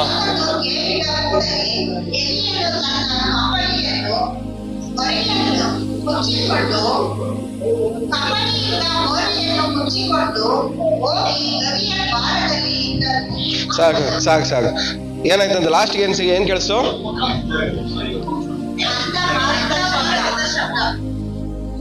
ಸ್ವಂತ ಸೌಂಡ್ ಬಂದ್ ಸೈಡ್. ಆದಮ್ಗೆ ತಂಗಾಳಿಯಲ್ಲಿ ಮಾತಾಡ್ರು ನೋಡ್ರಿ, ಸೈಲೆಂಟ್ ಆಗಿ ಬರ್ತಾರೆ ಹುಷ್ ಅಂದ ಗಾಳಿ. ಅವನ್ಗೆ ಅರ್ಥ ಆಯ್ತು, ಆ ಗಾಳಿ ಬಂದಿದಷ್ಟೇ ಏನಾಯ್ತು ಅವನಿಗೆ ಅರ್ಥ ಆಗಿದ ತಕ್ಷಣ ಏನ್ ಮಾಡ್ಕೊಂಡ ಅವನು? ಅಹಂಕಾರ ಅಡುತ್ತಾ ಹೇಳ್ರಿ. ದೇವ್ರ ಮುಂದ್ಗಡೆ ಯಾರು ದೊಡ್ಡವರಲ್ಲ. ಏನ್ ಮಾಡ್ದ? ದೇವ್ರನ್ನ ನೋಡಕ್ಕೆ, ದೇವರ ಪ್ರಸನ್ನತೆಯನ್ನ ಫೇಸ್ ಮಾಡಕ್ಕೆ ಅವನ ಕೈಯಲ್ಲಿ ಆಗ್ದಿರಾ ಏನ್ ಮಾಡ್ತಾವನೆ? ಫುಲ್ಲು ಮುಖ ಮುಚ್ಕೊಂಡು ಕವರ್ ಆಗಿ ಏನ್ ಮಾಡವನ? ಇವಾಗ ಹೋಗಿ ಅಲ್ಲೇನ್ ಮಾಡ್ದ? ನಿಂತ್ಕೊಂಡ. ಆಮೇಲೆ ನಿಂತ್ಕೊಂಡ್ಮೇಲೆ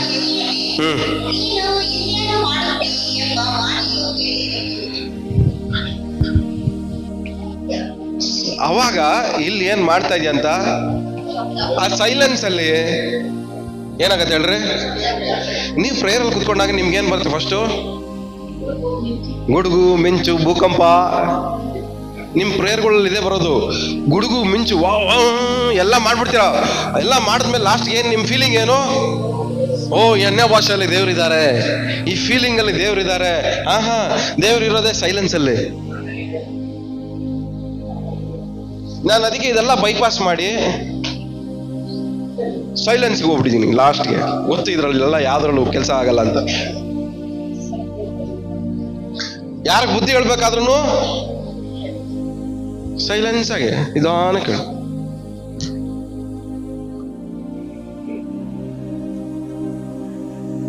ಯಾಕಂದ್ರೆ ಸೈಲೆನ್ಸ್ ಅಲ್ಲಿ ದೇವರಿದ್ದಾರೆ. ಸೈಲೆಂಟ್ ಆಗ್ಬೇಕು ನಾವು. ನಮಗ್ ಅರ್ಥ ಆಗ್ಬೇಕು. ಎಲಿಯನ್ಗೆ ಏನಕ್ಕೆ ಅರ್ಥ ಆಯ್ತು ಹೇಳ್ರಿ? ಬಿರುಗಾಳಿಯಲ್ಲೂ ದೇವ್ರಿಲ್ಲ ಅಂತ ಅರ್ಥ ಆಯ್ತು, ಭೂಕಂಪದಲ್ಲೂ ದೇವ್ರಿಲ್ಲ ಅಂತ ಅರ್ಥ ಆಯ್ತು, ಸಿಡ್ಲಲ್ಲೂ ದೇವ್ರಿಲ್ಲ ಅಂತ ಅರ್ಥ ಆಯ್ತು. ಇದೆಲ್ಲ ಹೆಂಗೆ ಅರ್ಥ ಆಗಕ್ ಸಾಧ್ಯ ಆಯ್ತು ಎಲಿಯನ್ಗೆ?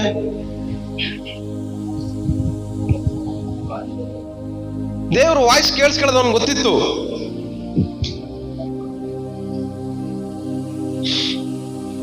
ನೀವು ದೇವ್ರ ವಾಯ್ಸ್ನ ಕೇಳಿಸ್ಕೊಳ್ಳೋದಕ್ಕೆ ಗೊತ್ತಿಲ್ಲ ಅಂದ್ರೆ ನೀವೇನ್ ಅನ್ಕೊಂತೀರಾ?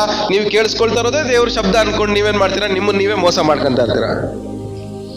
ನಾವು 99% ಮೋಸ ಹೋಗ್ತಾ ಇರೋದು ಹಿಂಗೆ. ಯಾಕಂದ್ರೆ ನಾವು ಕೇಳಿಸ್ಕೊಂತ ಇರೋದೇ ದೇವರ ಸ್ವರ ಅಂತ ಹೇಳಿ ನಾವೇನ್ ಮಾಡ್ತಾ ಇದೀವಿ? ನಮ್ಮನ್ನ ನಾವು ಮೋಸ ಮಾಡ್ಕೊಂತ ಇದೀವಿ.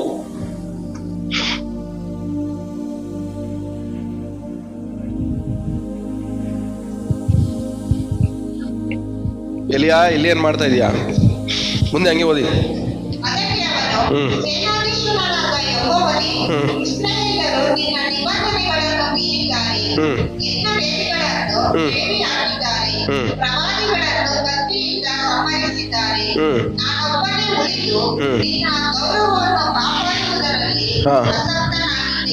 ಏನ್ ಹೇಳ್ತದೆ ಹೇಳ್ರಿ ದೇವ್ರ ಹತ್ರ? ನಾನ್ ಎಷ್ಟು ಗ್ರೇಟು ಅಂತೆಲ್ಲ ಹೇಳ್ತಾ ಇಲ್ಲ. ನಿನ್ನ ಮಾತುಗಳನ್ನ, ನಿನ್ನ ಗೌರವವನ್ನ ಕಾಪಾಡೋದ್ರಲ್ಲಿ ನಾನೇನಾಗಿದ್ದೀನಿ? ಆಸಕ್ತನ. ಅಂದ್ರೆ ನಿಮ್ ಸುತ್ತಲೂ ಇರೋರು ಫೇಲ್ ಆದ್ರೆ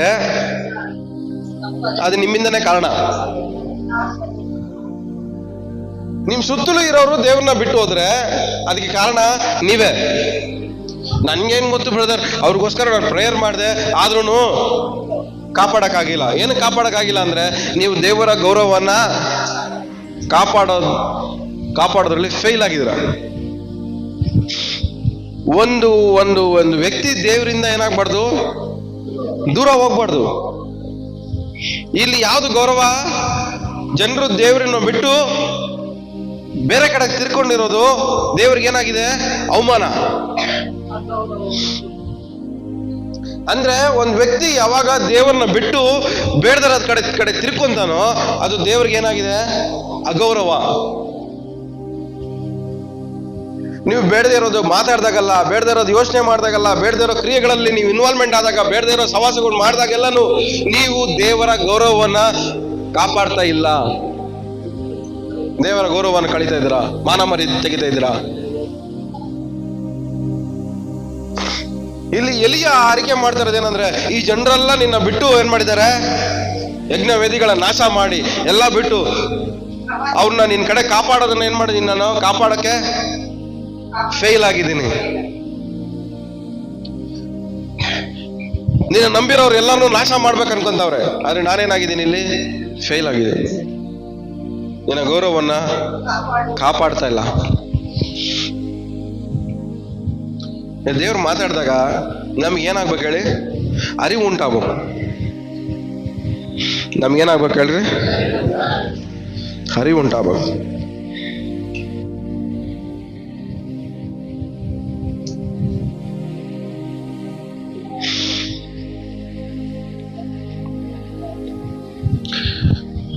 ನೆಕ್ಸ್ಟ್ ಮುಂದೆ ಹೋದಣ. ಅದಲ್ಲ ಸಾಕು.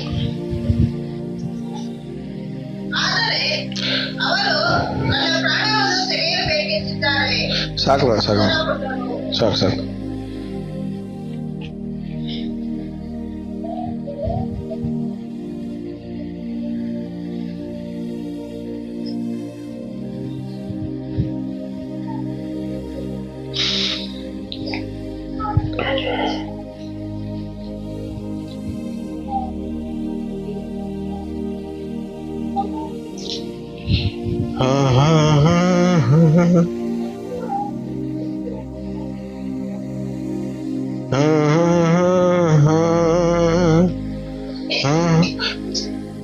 ಯೆರೆಮೀಯ ಬರೆದ ಪುಸ್ತಕ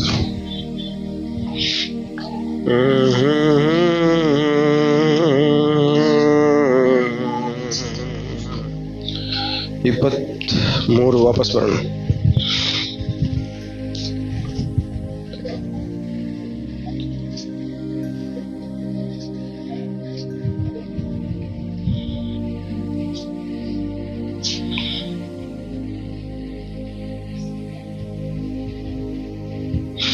ಮೂವತ್ತನೇ ವಾಕ್ಯ. ನನ್ನ ಮಾತುಗಳು ತಮ್ಮ ತಮ್ಮ ನೆರೆಯವರಿಂದ ಕದ್ದುಕೊಳ್ಳುವ ಪ್ರವಾದಿಗಳಿಗೆ ನಾನು ವಿರುದ್ಧನಾಗಿದ್ದೇನೆ. ಏನಂತ? ಯಾವ ಏನು? ನನ್ನ ಮಾತುಗಳನ್ನು ಹಾ ತಮ್ಮ ನೆರೆಯವರಿಂದ ಹಾ. ಕದ್ದುಕೊಳ್ಳುವ ಪ್ರವಾದಿಗಳಿಗೆ ಇದು ಹೆಂಗ್ ಸಾಧ್ಯ ಆಗುತ್ತೆ ಹೇಳ್ರಿ? ಇದು ಹೆಂಗಾಗುತ್ತೆ ಹೇಳ್ರಿ? ಹೆಂಗ್ ಕತ್ಕೊಳಕಾಗುತ್ತೆ ದೇವ್ರ ಮಾತನ್ನ?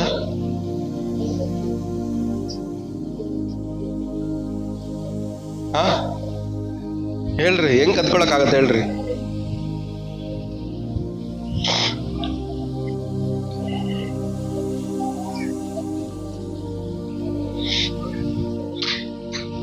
ನೀವು ಯಾವ್ದೋ ಮೆಸೇಜ್ ಕೇಳಿಸ್ಕೊತಾ ಇರ್ತೀರ, ಯೂಟ್ಯೂಬಲ್ಲಿ ಯಾವ್ದೋ ಕೇಳಿಸ್ಕೊತಾ ಇರ್ತೀರ. ನೀವು ಕೇಳಿಸ್ಕೊಳ್ಳೋದು ಯಾರಿಗೆ? ನಿಮ್ಗೆ ಎಲ್ಲ ಹೇಳ್ರಿ. ನಾನು ಕೇಳಿಸ್ಕೊಳ್ಳೋದು ನನಗೆ. ಆದ್ರೆ ನಾವೇನ್ ಮಾಡ್ತೀವಿ? ಅದನ್ನ ಕತ್ಕೊಂಡು ಇನ್ನೊಬ್ರಿಗೆ ಹೋಗಿ ಹೇಳ್ತೀವಿ,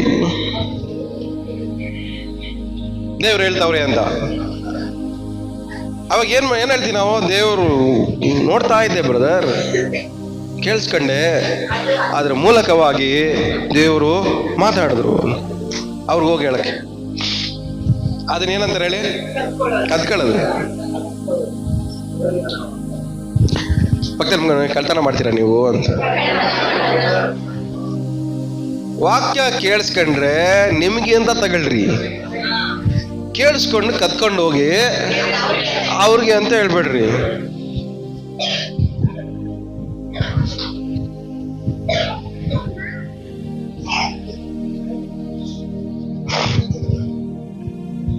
ಮೊದಲು ನೀವು ತಿಂದು ಜೀರ್ಣ ಮಾಡ್ಕೊಳ್ಳಿ.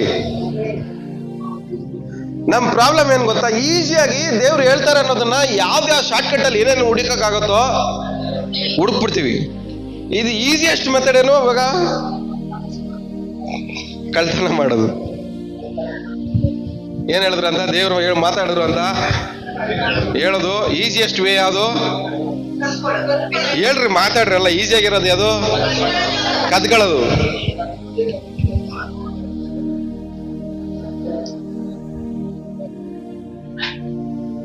ನಾನು ಯಾವಾಗ್ಲೂ ಒಂದಿಬ್ರು ನನ್ನ ಜೊತೆ ಯಾರ ಜೊತೆ ಆದ್ರೂ ಮಾತಾಡ್ತಾ ಇದ್ರು ಇಲ್ಲ ಏನಾದ್ರು ಕೇಳಿಸ್ಕೊತಾ ಇದ್ರು, ಯಾವಾಗ್ಲೂ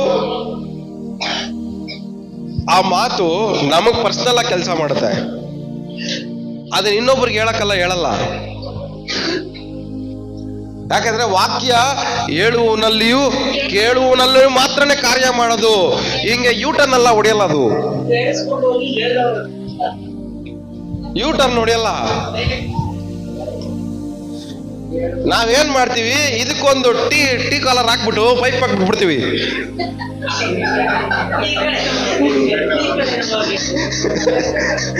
ಅದು ಕೇಳಿಸ್ಕೊಳ್ಳೋದು. ಇಲ್ಲಿ ಬಂದು ದೇವ್ರು ಹೇಳಿದ್ರು, ಅದು ಹಿಂಗೆ ಕಾಪಿ ಹೊಡ್ಬಿಟ್ಟು ಹೇಳ್ತೀರ ದೇವ್ರು ಮಾತಾಡೋದು ಅಂತ? ಅಷ್ಟೊಂದು ಈಸಿನಾ? ದೇವ್ರೇನ್ ಹೇಳ್ತಾ ಇದಾರೆ, ನಾನು ಕಾಪಿ ಹೊಡೆಯೋರ್ಗೆ ಅಗೇನ್ಸ್ಟು.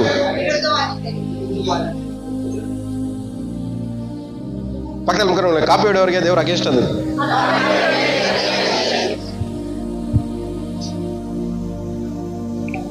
ಸೊ ಮೊದಲು ಯಾರು ಕನಸು ಮೂಲಕ ದೇವ್ರು ಮಾತಾಡ್ತಾರೆ ಅನ್ನೋರು, ದರ್ಶನದ ಮೂಲಕ ದೇವ್ರು ಮಾತಾಡ್ತಾರೆ ಅನ್ನೋರು, ವಾಕ್ಯದ ಮೂಲಕ ದೇವ್ರು ಮಾತಾಡ್ತಾರೆ ಅನ್ನೋರು, ಇವಾಗ ಕಾಪಿ ಹೊಡೆದು ದೇವ್ರು ಮಾತಾಡ್ತಾರೆ ಅನ್ನೋರು. ಇವಾಗ ಕಾಪಿ ಹೊಡೆದು ದೇವ್ರು ಮಾತಾಡ್ದು ಅನ್ನೋರ್ಗು ದೇವ್ರು ಏನಾಗಿದಾರಂತೆ? ವಿರುದ್ಧವಾಗಿದ್ದಾರೆ. ಈಗ ದೇವ್ರು ಹೆಂಗ್ ತಾನೇ ಮಾತಾಡ್ಬೇಕು ನಮ್ಮ ಹತ್ರ? No shortcut. ಮೊದಲು ನೀವು ಕ್ಲೀನ್ ಆಗ್ಲೇಬೇಕು. ಕನಸು ನಿಮ್ಮ ಕನಸುಗಳು ಸರಿ ಇಲ್ಲ ಅಂದ್ರೆ ಅದರಲ್ಲೂ ದೇವ್ರು ಮಾತಾಡಕ್ಕೆ ಆಗಲ್ಲ. ನಿಮ್ಮ ಕಣ್ಣು ದೃಷ್ಟಿ ಸರಿ ಇಲ್ಲ ಅಂದ್ರೆ ದರ್ಶನದ ಮೂಲಕವಾಗಿ ನಿಮ್ಮ ಸಂಗಡ ಮಾತಾಡಕ್ಕೆ ಆಗಲ್ಲ. ಡೈರೆಕ್ಟ್ ಆಗಂತೂ ಮಾತಾಡಕ್ಕೆ ಆಗಲ್ಲ. ಇದು ಯಾವ್ದು ನಡೆಯಲ್ಲ ಅಂತ ಹೇಳಿ ಲಾಸ್ಟ್ ಏನ್ ಮಾಡ್ತೀವಿ ನಾವು? ಕಾಪಿ ಹೊಡ್ಬಿಟ್ಟು ಹೇಳ್ಬಿಡ್ತೀವಿ. ಕೇಳಿಸ್ಕೊತಾ ಇದೆ ದೇವ್ರು ಈ ವಾಕ್ಯ ತೋರ್ಸಿದ್ರು, ನಿಮ್ ಮನೆಗೆ ಹೇಳಕ್ ಹೇಳಿದ್ರು.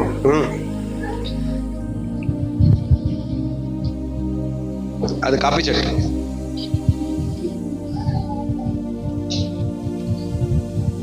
ಯಾವಾಗಲೂ ಅರ್ಥ ಮಾಡ್ಕೊಳ್ರಿ, ನೀವು ಕೇಳಿಸ್ಕೊಳ್ಳೋದು ನಿಮಗೆ, ಪಕ್ಕದಲ್ಲಿರೋರ್ಗಲ್ಲ. ಅದು ನೀವು ಕೇಳಿಸ್ಕೊಂತೀರ ವಾಕ್ಯ ನಿಮಗೆ, ಪಕ್ಕದಲ್ಲಿರೋರ್ಗಲ್ಲ. ಪಕ್ಕದಲ್ಲಿ ನೋಡ್ಕೊಂಡು ಹೇಳ್ರಿ, ಕಟ್ಟಿ ಕೈ ಕೊಟ್ಕೊಂಡು ಹೇಳ್ರಿ, ತಲೆಗೆ ಹೋಗೋ ತರ ಹೇಳ್ರಿ. ನೀವು ಕೇಳಿಸ್ಕೊಳ್ಳೋದು ಯೂಟ್ಯೂಬ್ ಅಲ್ಲಾದ್ರೂ ಕೇಳಿಸ್ಕೊಳ್ಳಿ, ಫೇಸ್ಬುಕ್ ಅಲ್ಲಾದ್ರೂ ಕೇಳಿಸ್ಕೊಳ್ಳಿ, ಎಲ್ಲಾದ್ರೂ ಕೇಳಿಸ್ಕೊಳ್ಳಿ.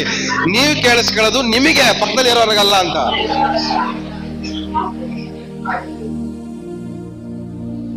ನೀವೇನ್ ದೇವ್ರಿಗೆ ಏಜೆಂಟಾ? ಫೇಸ್ಬುಕ್ ಮೂಲಕ ಬಂದು ದೇವ್ರಿಗೆ ನಿಮ್ಮ ಹತ್ರ ಮಾತಾಡ್ಬಿಟ್ಟು ಹೋಗಿ ಹೇಳೋಂಗ ಕೇಳಕ್ಕೆ ಅಷ್ಟೊಂದು ಸ್ಪಿರಿಚುವಲ್ ಆಗಿದ್ದೀರಾ?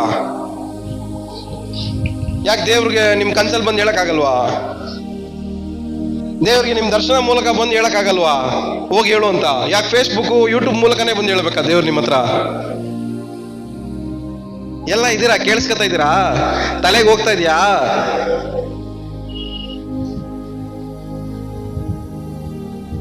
ಅಯ್ಯೋ ಓರಿ, 90% ಮೋಸ ಹಿಂಗೆ ನಡೀತಿರೋದು ಈ ಲೋಕದಲ್ಲಿ. ಕಾಪಿ ಹೊಡಿತಾರೆ, ದೇವ್ರು ಬಂದು ಹೇಳಿದ್ರು ಅಂತ ಹೇಳ್ತಾರೆ. ಇವ್ರಿಗೆಲ್ಲ ಬಾಲ ಕಟ್ ಮಾಡಿ ಮೂಲೆ ಕುಣಿಸ್ಬೇಕು.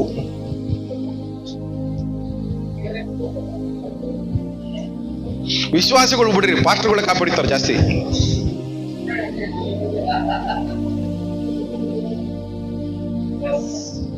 ಅದಕ್ಕೆ ಹೇಳ್ತಾರೆ, ನಾನು ಈ ತರ ಒಂದು ವೇಳೆ ಮಾಡಿದ್ರು ನನ್ನ ನಂಬೇಡ್ರಿ ಅಂತ. ಏನ್ ಮಾಡ್ಬಿಡ್ರಿ?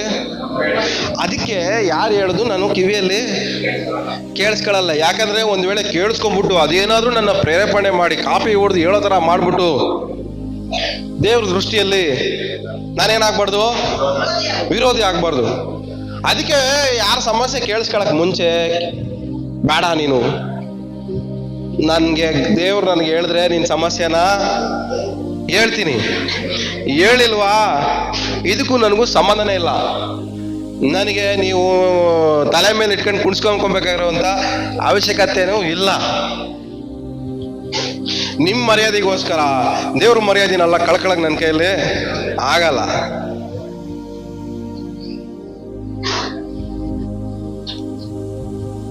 ಓಯ್ ಓಯ್ ಇಂದ ಈ ಟೈಮಲ್ಲೇ ಮುತ್ಕೊಡ್ಬೇಕನ್ಸ ನಿಂಗೆ.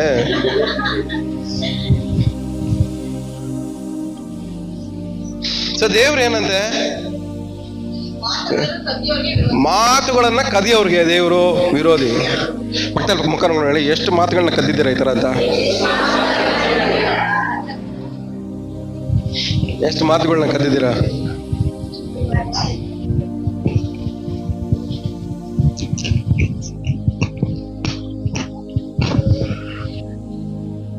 ಇವ್ ನನ್ನ ಹತ್ರ ನೀವು ವಾಕ್ಯ ಡಿಸ್ಕಸ್ ಮಾಡ್ತಾ ಇದ್ರು, ದೇವ್ರು ಮಾತಾಡಿದ್ರೆ ಡಿಸ್ಕಷನ್ ಅಲ್ಲಿ ದೇವ್ರು ನಿಮ್ಮ ಹತ್ರ ಮಾತಾಡಿದ್ರೆ ಅದು ನಿಮಗೆ ಪರ್ಸನಲ್, ಪಕ್ಕದಲ್ಲಿ ಯಾರು ಹೇಳಂತಲ್ಲ. ಯಾಕೆ ಹೋದ್ವಾರ ನಾವು ಓದಿದ್ವಿ ನೋಡ್ರಿ, ಐರನ್ ಶಾರ್ಪನ್ಸ್ ಇದೆ ಅದರ್ ಐರನ್. ಒಂದು ಕಬ್ಬಣ ಇನ್ನೊಂದು ಕಬ್ಬಣನ ಏನ್ ಮಾಡುತ್ತೆ, ಶಾರ್ಪ್ ಮಾಡುತ್ತೆ. ಅದೇ ತರನೇ ಒಂದು ವಿಶ್ವಾಸಿ ಇನ್ನೊಂದು ವಿಶ್ವಾಸಿನ ಏನ್ ಮಾಡ್ತಾರಂತೆ, ಶಾರ್ಪ್ ಮಾಡ್ತಾರಂತೆ. ನೀವು ಇಲ್ಲಿ ವಾಕ್ಯ ಕೇಳಿಸ್ಕೊಂಡ್ಬಿಟ್ಟು ಬ್ರದರ್ ಸಿಸ್ಟರ್ ನನ್ನ ದೇವ್ರನ್ನ ಶಾರ್ಪ್ ಮಾಡಕ್ ಹೇಳಿದ್ರು ಅಂತಲ್ಲ ದೇವ್ರು ಹೇಳಲ್ಲ. ನಿನಗೆ ಕೇಳಿಸ್ಕೊಂಡಾಗ ಅದು ನಿನಗೆ ಶಾರ್ಪ್ ಆಗ್ಬೇಕು ಫಸ್ಟು.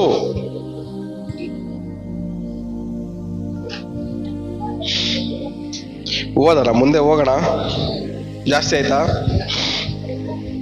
ಮುಂದೆ ಹಂಗೆ ಓದಿ. ಇದು ಯೆಹೋವನ ನುಡಿ. ಆಹಾ, ತಮ್ಮ ನಾಲಿಗೆಯನ್ನು ಚಾಚಿ ಯೆಹೋವನು ನುಡಿಯುತ್ತಾನೆ ಎಂದು ಹೇಳುವ ಪ್ರವಾದಿಗಳಿಗೆ ನಾನು ಪ್ರತಿಭಟಿಸುವವನಾಗಿದ್ದೇನೆ. ಏನಂತ ಪ್ರತಿಭಟನೆ ಅಂದ್ರೆ ಏನ್ ಹೇಳ್ರಿ? ಹೋರಾಟ, ಪ್ರೊಟೆಸ್ಟ್. ಇದು ಸುಳ್ಳು.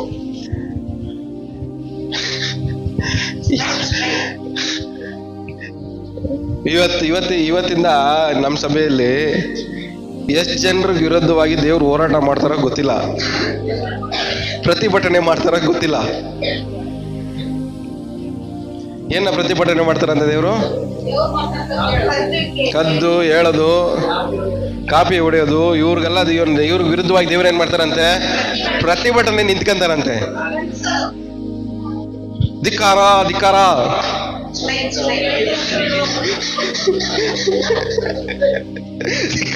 ಧಿಕ್ಕಾರ.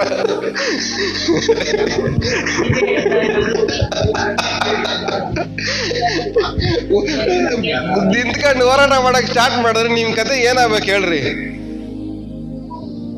ನಿಮ್ ಜೊತೆ ಮಾತಾಡ್ಬೇಕಾಗಿರೋರೆ ನಿಮ್ಗೆ ವಿರುದ್ಧವಾಗಿ ಹೋರಾಟಕ್ಕೆ ನಿಂತ್ಬಿಟ್ರೆ ನಿಮ್ ಗತಿ ಏನು?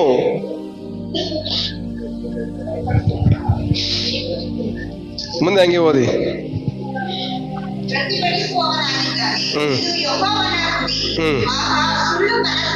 ಸಾಕು. ಯಾವ ಕನ್ಸು? ಕನ್ಸಲ್ಲೂ ಏನಿದೆ ಅಂತೆ? ಸರಿ, ಸುಳ್ಳು ಕನ್ಸು ನಿಜ ಕನ್ಸು ಏನ್ ಹಿಂಗ್ ಗೊತ್ತಾದ ನಿಮ್ಗೆ?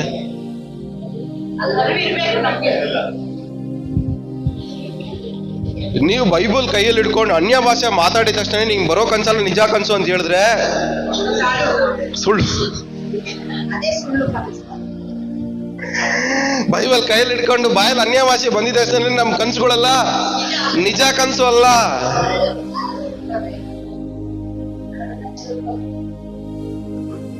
ನಮ್ಮ ಕನಸುಗಳಲ್ಲಿ ಏನಿದೆ ಅಂತೆ? ಸುಳ್ಳು ಕನಸು. ಆ ಸುಳ್ಳು ಕನಸಿಗೆ ಏನಂತೆ? ಮುಂದೆ ಹಂಗೆ ಓದಿ. ಪ್ರಕಟಿಸಿ, ಏನಂತ? ವಿವರಿಸಿ, ನಮ್ಮ ಸುಳ್ಳು ಮಾತುಗಳಿಂದಲೂ ಕೊಚ್ಚಾಟಗಳಿಂದಲೂ ತನ್ನ ಜನರಿಗೆ ಸಾಕು ದಾರಿ ತಪ್ಪಿಸೋದು. ನಿಮ್ಮ ಕನಸುಗಳಿಂದ ಒಬ್ರು ಪ್ರೇಯರ್ ಬರೋದು ನಿಂತೋದ್ರೆ ನಿಮಗೆ ವಿರುದ್ಧವಾಗಿ ದೇವರು ಪ್ರತಿಭಟನೆಗೆ ನಿಂತ್ಕೊಂತಾರೆ. ನೀವ್ ಹೇಳಿದ ಕನಸುಗಳ ಮೂಲಕವಾಗಿ ಒಬ್ಬ ಪ್ರೇಯರ್ ಮಾಡೋದು ನಿಲ್ಲಿಸ್ಬಿಟ್ರೆ ಅದಕ್ಕೆ ವಿರುದ್ಧವಾಗಿ ದೇವ್ರು ಏನ್ ಮಾಡ್ತಾರೆ? ಪ್ರತಿಭಟನೆಗೆ ನಿಂತ್ಕೊಂತಾರೆ. ನೀವ್ ಹೇಳಿರೋ ಕನಸುಗಳ ಮೂಲಕವಾಗಿ ಒಬ್ಬ ಬಲಹೀನವಾಗಿ ದೇವರನ್ನ ಬಿಟ್ಟು ದೂರ ಹೋಗ್ಬಿಟ್ರೆ ಅದಕ್ಕೂ ನಿಮ್ ಮುಂದ್ಗಡೆ ದೇವರು ಪ್ರತಿಭಟನೆ ನಿಂತ್ಕೊಂತಾರೆ. ಚೆನ್ನಾಗಿ ವಾರ ವಾರ ಬರ್ತಾ ಇದ್ದವನ್ಗೆ ಏನಾದ್ರೂ ಒಂದು ಹೇಳ್ಬಿಟ್ಟು ಭಯ ಪಡಿಸ್ಬಿಟ್ಟು ಅವನ್ನ ಸ್ಟಾಪ್ ಮಾಡಿಸ್ಬಿಟ್ರೆ ಅದಕ್ಕೂ ನಿಮ್ ಮುಂದ್ಗಡೆ ನಿಂತ್ಕೊಂಡು ದೇವರು ಪ್ರತಿಭಟನೆಗೆ ನಿಂತ್ಕೊಂಡ್ಬಿಡ್ತಾರೆ.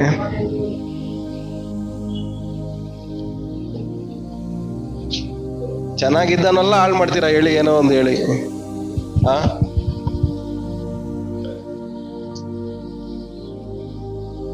ಹೇಳ್ರಿ ಪಕ್ಕದಲ್ಲಿರೋರಿಗೆ, ಸುಮ್ನೆ ಏನೋ ಒಂದು ಹೇಳಿ ಮೆಂಟ್ಲು ಮಾಡ್ಬಿಡ್ರಿ ಎಲ್ಲಾರು ಅಂತ, ಹುಚ್ಚಿಡ್ಸ್ಬೇಡ್ರಿ ಅಂತ ಹೇಳ್ರಿ. ಆ ಹುಚ್ಚಿಡ್ಸಿದ್ರೆ 1 ವಾರ ಬರೋನು 3 ವಾರ ಬರ್ದೆ ನಂಗೆ ಕಾಣಾಗ್ಬಿಡ್ತಾನೆ. ಅವ್ನಿಗೆ ಹುಚ್ಚಿಡಿದ್ರೆ ಚೆನ್ನಾಗಿ ಪ್ರೇಯರ್ ಮಾಡ್ತಾ ಇದ್ದವನು ಹುಚ್ಚಿಡ್ಕೊಂಡು ಏನ್ ಮಾಡ್ತಾನೆ, ಪ್ರೇಯರ್ ಮಾಡೋದು ನಿಲ್ಸ್ಬಿಡ್ತಾನೆ. ಚೆನ್ನಾಗಿದ್ದವನು ಹುಚ್ಚಿಡ್ಕೊಂಡ್ರೆ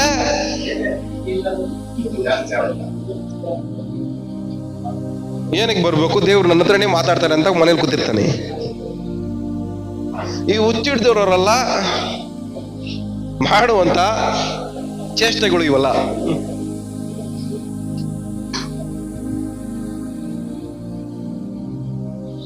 ಸರಿ, ಮನೇಲೆ ಕುತ್ಕೊಂಡು ದೇವ್ರನ್ನ ಹತ್ರ ಮಾತಾಡಕ್ಕೆ 24 ಗಂಟೆ ಮೊಣ್ಕಲ ಕಂಡು ಕೂತಿರ್ತೀಯ. ಬೆಳಗ್ಗೆಯಿಂದ ರಾತ್ರಿ ಅವರು ಊರೆಲ್ಲ ಸುತ್ಕೊಂಡ್ಬಂದು ಬೇಡದಿರೋದೆಲ್ಲ ಯೋಚನೆ ಮಾಡಿ, ಬೇಡದಿರೋದೆಲ್ಲ ಮಾತಾಡಿ, ತಲೆ ಕೆಡಿಸ್ಕೊಂಡು ಬೇಜಾರಾಗಿ ಬೇಸರ ಆಗಿ ಎಲ್ಲ ಆಗಿ ಡಿಸ್ಟರ್ಬ್ ಆಗಿ ಜೀವನನೇ ಬೇಡ ಅನ್ಕೊಂಡು ಯೋಚನೆ ಮಾಡಿ ಮನೇಲಿ ಕೂತ್ಕೊಂಡು ದೇವ್ರೇ ನನ್ನ ಹತ್ರ ಮಾತಾಡೋ ದೇವ್ರು ಮಾತಾಡ್ತಾರ? ದೇವ್ರು ಮಾತಾಡುವಂತ ಪರಿಸ್ಥಿತಿಯಲ್ಲೂ ನಾವಿಲ್ಲ, ದೇವ್ರು ಮಾತಾಡಕ್ಕೆ ಅವೈಲಬಲ್ಗೂ ನಾವಿಲ್ಲ. ನಾವು ಕೊನೆದಾಗ ನಾವೇನ್ ಮಾಡ್ತೀವಿ, ಸುಳ್ಳು ಹೇಳ್ಬಿಡ್ತೀವಿ. ನಾನು ಅವರನ್ನು ಕಳಿಸಲಿಲ್ಲ, ಆಜ್ಞಾಪಿಸಲಿಲ್ಲ, ನಾನು ಅವ್ರು ಕಳಿಸ್ಲೂ ಇಲ್ಲ, ಅವ್ರಿಗೆ ಆಜ್ಞಾಪಿಸ್ಲೂ ಇಲ್ಲ. ಅಂದ್ರೆ ಅವ್ರ ಕನಸು ಕೇಳಿಸ್ಕೊಳ್ಳೋ ಪ್ರತಿಯೊಂದು ವ್ಯಕ್ತಿಗೂ ಅದರಿಂದ ಏನು ಅಂದ್ರೆ ನೀವು ಹೇಳೋದು ಏನಾದ್ರು ಏನಾಗ್ಬೇಕು, ಯೂಸ್ ಆಗ್ಬೇಕು. ಯೂಸ್ ಆಗ್ಬೇಕಂದ್ರೆ ಅವೆಲ್ಲ ನಾವು ಫಸ್ಟ್ ವಾಕ್ಯ ಓದಿದ್ವಿ ನೋಡ್ರಿ, ಯಾವ ತರ ಯೂಸ್ ಆಗತ್ತೆ. ಬೋಧನೆಗೂ, ಉಪದೇಶಕ್ಕೂ, ಖಂಡನೆಗೂ, ತಿದ್ದುಪಾಟಿಗೂ, ನೀತಿ ಶಿಕ್ಷೆಗೂ ಉಪಯೋಗ ಆಗ್ಬೇಕು. ದೇವ್ರು ಮಾತಾಡ್ತವ್ರು ಅಂತ ಕನಸಿನ ಮೂಲಕ ದೇವರು ಮಾತಾಡ್ತಾ ಇದ್ದಾರೆ ಅಂತ ನಾವು ಹೇಳೋದಾದ್ರೆ ಇದರ ಮೂಲಕವಾಗಿ ಕೇಳಿಸ್ಕೊಳ್ಳೋನ್ಗೆ ಏನಾದ್ರೂ ಉಪಯೋಗ ಆಗ್ಬೇಕು.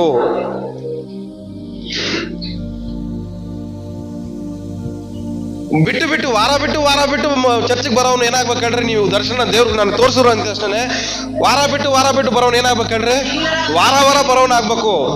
ನಾವು ದೇವ್ರು ಮಾತಾಡೋರಂದ್ರೆ ವಾರ ಬರೋನು ಏನ್ ಮಾಡ್ತಾನೆ, ಮೂರು ವಾರಕ್ಕೊಂದ್ಸರಿ, ತಿಂಗಳಿಗೊಂದ್ಸರಿ ಬರಂಗ ಆಗ್ಬಿಡ್ತಾನೆ.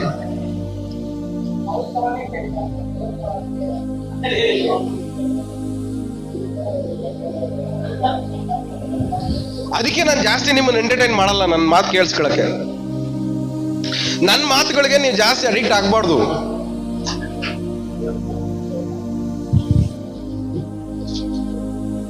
ನಮ್ಮ ಅಡಿಕ್ಷನ್ ಅಲ್ಲ, ದೇವ್ರ ವಾಕ್ಯಕ್ಕೆ ಮಾತ್ರ. ಕಷ್ಟ ಬಂದ್ರು, ಹಿಂಸೆ ಬಂದ್ರು, ಕಣ್ಣೀರು ಬಂದ್ರು, ನೋವು ಬಂದ್ರು, ಬಾಧೆ ಬಂದ್ರು ದೇವ್ರ ವಾಕ್ಯನೇ ಆಧಾರ. ನಾವೇನ್ ಮಾಡ್ತೀವಿ ಹೇಳ್ರಿ, ಅವ್ರನ್ನ ಅನ್ಕೊಂಡ್ಬಿಡ್ತೀವಿ. ಬ್ರದರ್ ಏನಾದ್ರು ಹೇಳಿ, ಏನು ದೇವ್ರು ನೀನು ವಾಕಿ ಟಾಕಿ ಇಟ್ಕೊಂಡು ಮಾತಾಡ್ತಾ ಇದ್ದೀರಾ? ನನ್ಗೆ ತುಂಬಾ ಜನ ಫೋನ್ ಮಾಡ್ತಾರೆ, ಪ್ರೇಯರ್ ಮಾಡಿ ಬ್ರದರ್. ಮಾಡ್ತೀನಿ ಅನ್ಸಿದ್ರೆ ಏನಾದ್ರು ಕಾಲ್ ಮಾಡ್ತೀನಿ ಬಿಡು ಅಷ್ಟೇ, ಎಲ್ಲಿಂದಾದ್ರೂ ಮಾಡು. ನೀನ್ ಮಾಡಿದ್ಯಾ ಅನ್ನೋದಕ್ಕೋಸ್ಕರ ಅಲ್ಲ ನಾನು ಕುತ್ಕೊಂಡು ಅದಕ್ಕೋಸ್ಕರ ಪ್ರೆಷರ್ ಹಾಕೊಂಡು ಟೆನ್ಷನ್ ತಗೊಂಡು ನಿನ್ನ ಮೆಚ್ಚಕ್ಕೋಸ್ಕರ ನೀನ್ ಫೋನ್ ಮಾಡಿದ್ದಕ್ಕೋಸ್ಕರ ಮಾಡಕ್ಕಲ್ಲ, ಆಗಲ್ಲ. ದೇವ್ರು ಮಾತಾಡ್ಬೇಕಂದ್ರೆ ಮಾತಾಡ್ತಾರೆ. ದೇವ್ರ ಮೇಲೆ ನಂಬಿಕೆ ಇದೆ, ಮಾತಾಡ್ತಾರೆ. ಆದ್ರೆ ಇವ್ರ ಸಮಸ್ಯೆಗಳಿಗೆ ನನ್ನ ಮೂಲಕ ದೇವ್ರು ಮಾತಾಡಲ್ಲ ಅಂದ್ರೆ ನಾನು ಅದಕ್ಕೋಸ್ಕರ ಪ್ರೆಷರ್ ಹಾಕೊಬೇಕಾಗಿರೋ ಅವಶ್ಯಕತೆ ಇಲ್ಲ. ಹೋಗಿ ಹೇಳ್ಕೊಳ್ಳಿ, ಪರವಾಗಿಲ್ಲ. ಇವ್ರ ಹತ್ರ ಪ್ರೇಯರ್ ಮಾಡಿಸ್ಕೊಂಡೆ, ಇವ್ರು ನನ್ಗೇನು ಹೇಳಿಲ್ಲ, ಅದಕ್ಕೆ ನಾನು ಹೇಳಿಲ್ಲ. ನೀನ್ ಬೈಕೊಂತೀಯ ಅಂತ ಹೇಳಿ ನಾನು ಹೇಳ್ಕೊಂಡು ಕೂತಿರಕಾಯ್ತದ? ನಮ್ಮ ಪ್ರಾಬ್ಲಮ್ ಏನ್ ಗೊತ್ತಾ? ಇದೇನೆ. ಏನ್ ಹೇಳ್ರಿ ನಮ್ಮ ಪ್ರಾಬ್ಲಮ್? ಅವ್ರು ಏನ್ ಅನ್ಕೊಂತಾರ ಅನ್ನೋದಕ್ಕೋಸ್ಕರ ಏನ್ ಮಾಡ್ತೀವಿ ನಾವು? ನಮ್ಮ ಮಾತುಗಳನ್ನ ಹೇಳ್ತೀವಿ ಪ್ರೆಷರ್ ಹಾಕೊಂಡು.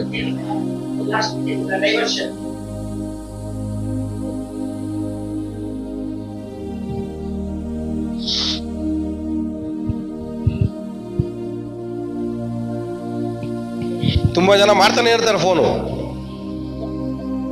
ಒಂದು 20 ಸರಿ 30 ಸರಿ ಮಾಡ್ತಾನೆ ಇರ್ತಾರೆ, ಫೋನ್ ಎತ್ತಕೋಗಲ್ಲ. ಏನಕ್ಕೆ ಅಂದ್ರೆ ಅವ್ರಿಗೆ ನನ್ಗೆ ಹೇಳಕ್ಕೆ ಏನೂ ಇಲ್ಲ. ಇವಾಗ ಅವ್ರನ್ನ ಮೆಚ್ಚಕ್ಕೋಸ್ಕರ ನಾನು ಏನಾದ್ರು ಹೇಳ್ಬೇಕಾ? ಇಲ್ಲ ಹೇಳ್ದಿರ ನಾನು ಅವ್ರನ್ನ ಕಳ್ಕೊಬೇಕಾ? ನೀವು ಆ ಜಾಗದಲ್ಲಿದ್ರೆ ಏನ್ ಮಾಡ್ತೀರಾ? ನಾನು ಎಷ್ಟು ಜನ ಕಳ್ಕೊಂಡಿದ್ದೀನಿ ಗೊತ್ತಾಯ್ತಾರ?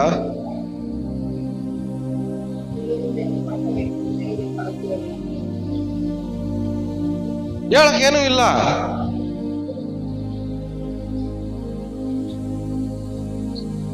ಯಾಕಂದ್ರೆ ದೇವ್ರಿಗೂ ನಮಗೂ ಕಿವಿಯಲ್ಲಿ ಏನೋ ಒಂದು ಮೈಕ್ರೋಫೋನ್ ಹಾಕೊಂಡು, CBI ಅವ್ರು ಮಾತಾಡ್ತಾರೆ ನೋಡ್ರಿ, CIDಗಳು ಕಿವಿಯಲ್ಲಿ ಹಾಕೊಂಡು ಹಲೋ ಮೈಕ್ ಟೆಸ್ಟಿಂಗ್ ಮಾತಾಡ್ತಾರೆ ನೋಡ್ರಿ, ಅಲ್ಲಿ ನಿಂತ್ಕೊಂಡು ಓ ಇಲ್ಲಿದೆ ನೋಡು, ಅಲ್ಲಿ ನೋಡು, ಆ ಥರ ಕಿವಿಯಲ್ಲಿ ನಾವೇನು ಕಿವಿಯಲ್ಲಿ ಇಟ್ಕೊಂಡಿಲ್ಲ ನಾವು. ಹೇಳಿದ ತಕ್ಷಣ ದೇವ್ರೆ ಏನು ಇವ್ರ ಬಗ್ಗೆ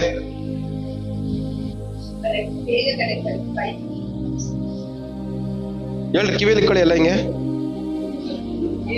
ಏನಾದ್ರು ಹೇಳಿದ್ರೆ ಏನ್ ಮಾಡ್ಬೇಕು ನಾವು?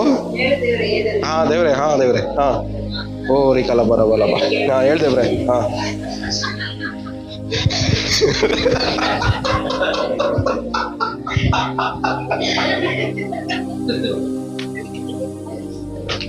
ತಪಸ್ ಮಾಡ್ಬೇಕು ದೇವ್ರ ಸ್ವರ ಕೇಳಿಸ್ಕೋಬೇಕಂದ್ರೆ.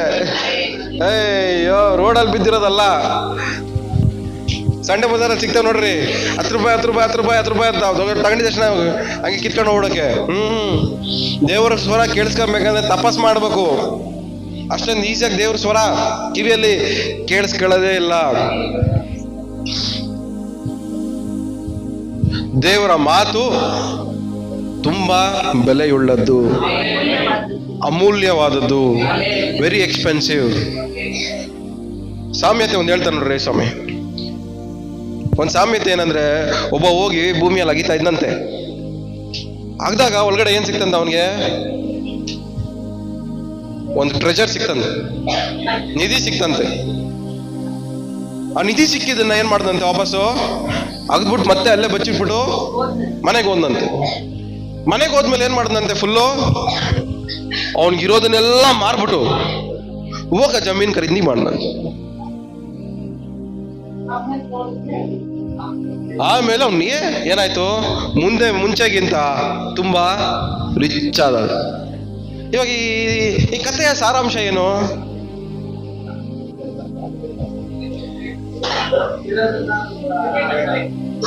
ದೇವರ ರಾಜ್ಯ, ದೇವರ ಸ್ವರ ಎಲ್ಲಾನು ಕೇಳಿಸ್ಕೊಬೇಕಂದ್ರೆ ನಿಮ್ಮ ಹತ್ರ ಇರೋದೆಲ್ಲ ಮಾರ್ಕೊಂಡ್ರು ಕೊಂಡ್ಕೊಳಕ್ ಆಗಲ್ಲ. ದೇವ್ರ ರಾಜ್ಯ ಅಷ್ಟೊಂದು ಅಮೂಲ್ಯವಾದದ್ದು, ಬೆಲೆ ಉಳ್ಳದು ದೇವ್ರ ರಾಜ್ಯ.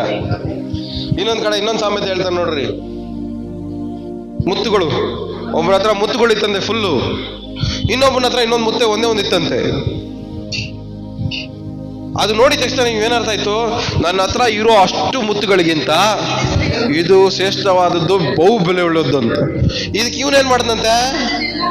ಅದೆಲ್ಲ ಮಾರ್ಬಿಟ್ಟು ಅದು ಒಂದನ್ನೇ ತಗೊಂಡಂತೆ. ಇದರಿಂದ ಏನ್ ಅರ್ಥ ಆಯ್ತು ನಿಮ್ಗೆ ಸಾರಾಂಶ?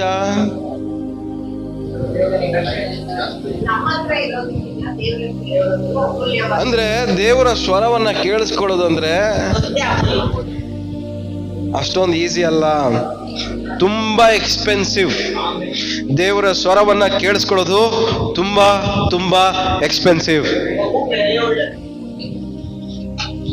ನಿಮ್ಮ ಹತ್ರ ಇರೋದೆಲ್ಲ ಮಾರ್ಕೊಂಡ್ರು ಸಿಗುತ್ತಾ ಇಲ್ವೋ ಗ್ಯಾರಂಟಿ ಇಲ್ಲ. ಅಂದ್ರೆ ದೇವ್ರ ಸ್ವರ ಕೇಳಿಸ್ಕೊಬೇಕಂದ್ರೆ ನಿಮ್ ಸುತ್ತಲೂ ಇರೋ ವಾಯ್ಸ್ಗಳನ್ನ ಏನ್ ಮಾಡ್ಬೇಕು ನೀವು? ಅಂದ್ರೆ ಅದನ್ನ ಮಾರ್ಕೊಂಡ್ಬಿಡ್ಬೇಕು ನೀವು. ಇವ್ರು ಬೇಡ ನನ್ಗೆ, ಇವ್ರು ಸವಾಸ ಬೇಡ ಅಂತ. ಇವಾಗ ನನಗೇನು ಬೆಲೆ ಉಳ್ಳದು? ನನ್ನ ಸುತ್ತಲೂ ಇರೋರ್ ಸ್ವರನೇ ಬೆಲೆ ಉಳ್ಳದು ಅಂತ ನಾವು ಅನ್ಕೊಂಡಿದ್ದೀವಿ. ಆದ್ರೆ ದೇವ್ರ ಸ್ವರ ಬೆಲೆ ಉಳ್ಳದಂದ್ರೆ ನಿಮ್ಮ ಹತ್ರ ಸುತ್ತಲೂ ಇರುವಂತ ಸ್ವರಗಳನ್ನೆಲ್ಲ ಏನ್ ಮಾಡ್ಬೇಕು? ಮಾರ್ಕೊಂಡ್ಬಿಟ್ಟು ಬಿಟ್ಬಿಟ್ಟು ಅದು ದೇವ್ರ ಸ್ವರ ಮಾತ್ರನೇ ಖರೀದಿ ಮಾಡಬೇಕು. ಅಂದ್ರೆ ದೇವ್ರ ಸ್ವರ, ದೇವರ ರಾಜ್ಯ ಅಷ್ಟೊಂದು ಬೆಲೆ ಉಳ್ಳದ್ದು. ಎಷ್ಟೇನಕ್ಕೆ ಅರ್ಥ ಆಗ್ತಾ ಹೇಳ್ತಿರೋದು? ಮುಂದೆ ಹೋಗೋಣ, ಜಾಸ್ತಿ ಆಯ್ತು ಅನ್ಸುತ್ತೆ. ಮುಂದೆ ಹೋಗಿ ಬೇಗ ಮುಗ್ಸೋಣ.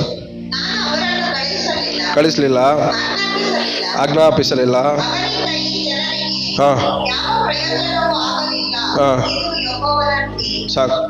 36ನೇ ವಾಕ್ಯ ಅದು. ಯೆಹೋವನ ವಾರ ಎಂಬ ಮಾತನ್ನು ಇದು ಒತ್ತನೆ ಕೊಡು. ಹಾ ಪ್ರತಿಯೊಬ್ಬನ ನುಡಿಗೆ ಅವನವನಿಗೆ ಭಾರವಾಗಿರುವುದು. ಜೀವ ಸ್ವರೂಪನಾದ ದೇವರ ನುಡಿಯನ್ನು, ಹೌದು, ನಮ್ಮ ದೇವರು ಸೇನಾಧೀಶ್ವರನು ಆಗ ಯೆಹೋವನ ನುಡಿಯನ್ನು ತಲೆಕೆಳಗಾಗು ಮಾಡದಿರುವುದಷ್ಟೇ. ಇದು ಎಷ್ಟು ಜನಕ್ಕೆ ಅರ್ಥ ಆಯ್ತು?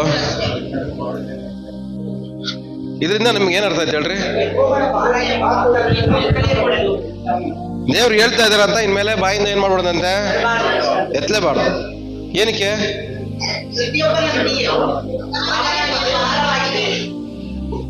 ದೇವರ ಮಾತಿಗಿಂತ ನಮ್ಮ ಮಾತಿಗೆ ಏನಾಗ್ಬಿಟ್ಟಿದೆ? ಜಾಸ್ತಿ ಭಾರ ಆಗ್ಬಿಟ್ಟಿದೆ. ಇವಾಗ ಬೆಲೆ ಭಾರ ಆಗಿರೋದಕ್ಕೆ ಒಬ್ರನ್ನ ನಾವೇನ್ ಮಾಡಕ್ ಆಗ್ತಾ ಇಲ್ಲ, ಕರೆಕ್ಟ್ ಮಾಡಕ್ ಆಗ್ತಾ ಇಲ್ಲ. ಒಬ್ರನ್ನ ಸರಿಪಡ್ಸಕ್ ಆಗ್ತಾ ಇಲ್ಲ, ಒಬ್ರನ್ನ ದಂಡಿಸಕ್ ಆಗ್ತಾ ಇಲ್ಲ, ಒಬ್ರಿಗೆ ನೀತಿ ಮಾರ್ಗವನ್ನ ಹೇಳಕ್ ಆಯ್ತಾ ಇಲ್ಲ, ಒಬ್ರನ್ನ ಬೋಧನೆ ಮಾಡಕ್ ಅವ್ರಿಗೆ ಆಯ್ತಾ ಇಲ್ಲ. ಏನಕ್ಕೆ ಅಂದ್ರೆ ನಮ್ಮ ಮಾತಿಗೆ ಏನಾಗ್ಬಿಟ್ಟಿದೀವಿ ನಾವು? ಅಷ್ಟು ಭಾರ ಕೊಟ್ಟು ಗೌರವ ಕೊಟ್ಬಿಟ್ಟಿದೀವಿ ನಮ್ಮ ಮಾತುಗಳಿಗೆ. ಇವಾಗ ಏನಾದ್ರು ಹೇಳಿದ್ರೆ ಏನಾದ್ರು ಅನ್ಕೊಂತಾರೇನೋ, ನನ್ನ ಮಾತಿಗೆ ಮತ್ತೆ ಮರ್ಯಾದೆ ಕೊಡಲ್ವೇನೋ, ನನ್ನ ಮಾತಿಗೆ ಮತ್ತೆ ಗೌರವ ಕೊಡಲ್ವೇನೋ, ನನ್ನ ಮಾತನ್ನ ಮತ್ತೆ ಕೇಳಿಸ್ಕೊಂತಾರೋ ಇಲ್ವೇನೋ ಅಂತೇಳಿ ನಾವೇನ್ ಮಾಡ್ತಾ ಇದೀವಿ? ನಮ್ಮ ಮಾತುಗಳಿಗೆ ಅಷ್ಟು ಗೌರವ ಕೊಟ್ಟು ನಮ್ಮ ಮಾತನ್ನ ದೇವ್ರ ಮಾತಿಗಿಂತ ತುಂಬಾ ಭಾರವಾಗಿ ಮಾಡಿದೀವಿ. ನಮ್ಮ ದೇವರು ಸೇನಾಧೀಶ್ವರನು ಆದ ಯೆಹೋವನ ನುಡಿಗಳನ್ನು ತಲೆಕೆಳಗಾಗುವ ಮಾಡಿದ್ದೀರಷ್ಟೇ. ಏನಂತೆ? ನಮ್ಮ ದೇವರ ಮಾತನ್ನ ನಾವೇನ್ ಮಾಡಿದೀವಂತೆ? ಉಲ್ಟಂ ಪಲ್ಟಾ ಮಾಡ್ಬಿಟ್ಟಿದೀವಿ. ಏನು ಉಲ್ಟಂ ಪಲ್ಟಾ? ಇದಿರೋದನ್ನ ಇದ್ದಂಗೆ ಹೇಳ್ಬೇಕು,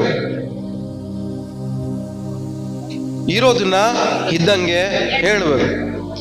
ಅದಕ್ಕೆ ನಮ್ಮ ಮಾತು ಸೇರ್ಸ್ಕೊಂಡ್ರೆ ಆ ಮಾತು ಏನಾಗತ್ತೆ? ಉಲ್ಟಂ ಪಲ್ಟಾ ಆಗತ್ತೆ, ತಲೆ ಕೆಳಗಡೆ ಆಗತ್ತೆ. ಅದಕ್ಕೆ ಬದಲಾಗಿ ನಾವೇನ್ ಮಾಡ್ಬೇಕು ಹೇಳ್ರಿ? ಯೆಹೋವನಿಂದ ನಿನಗೆ ಯಾವ ಉತ್ತರವಾಯಿತು? ಯೆಹೋವನು ಏನು ನುಡಿದಿದ್ದಾನೆ ಎಂದು ಪ್ರವಾದಿಯನ್ನು ಕೇಳಿ. ದೇವ್ರು ಏನ್ ನುಡಿದಿದ್ದಾರೆ ಅಂತ ದೇವರನ್ನ ಕೇಳಕ್ ಮುಂಚೆ ಇವ್ರನ್ನ ಕ್ವಶನ್ ಮಾಡ್ರಿ.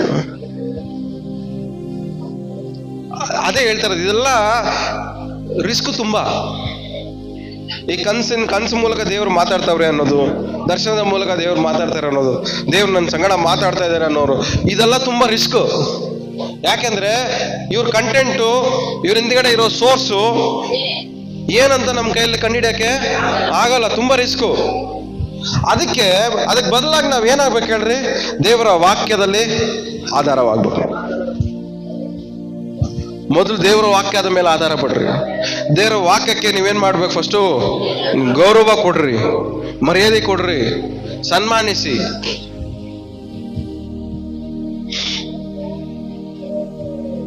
ಯಾಕೆಂದ್ರೆ ಕನಸು, ದರ್ಶನ, ದೇವ್ರು ಮಾತಾಡೋದು ಎಲ್ಲಾನು ಒಂದು ವ್ಯಕ್ತಿಯ ಸ್ವಭಾವದ ಮೇಲೆ ಡಿಪೆಂಡ್ ಆಗುತ್ತೆ. ಅವ್ನ ಲೈಫ್ ಸ್ಟೈಲ್ ಚೆನ್ನಾಗಿರ್ಬೇಕು, ಕರೆಕ್ಟ್ ಆಗಿರ್ಬೇಕು, ದೇವ್ರ ಅವನ ಜೊತೆ ಸಹವಾಸ ಮಾಡ್ಬೇಕಂದ್ರೆ.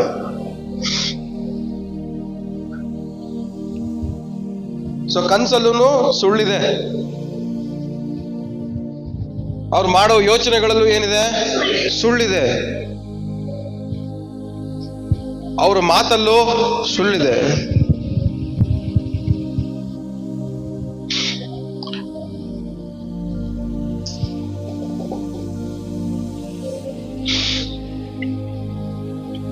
ಇವತ್ತಿಂದ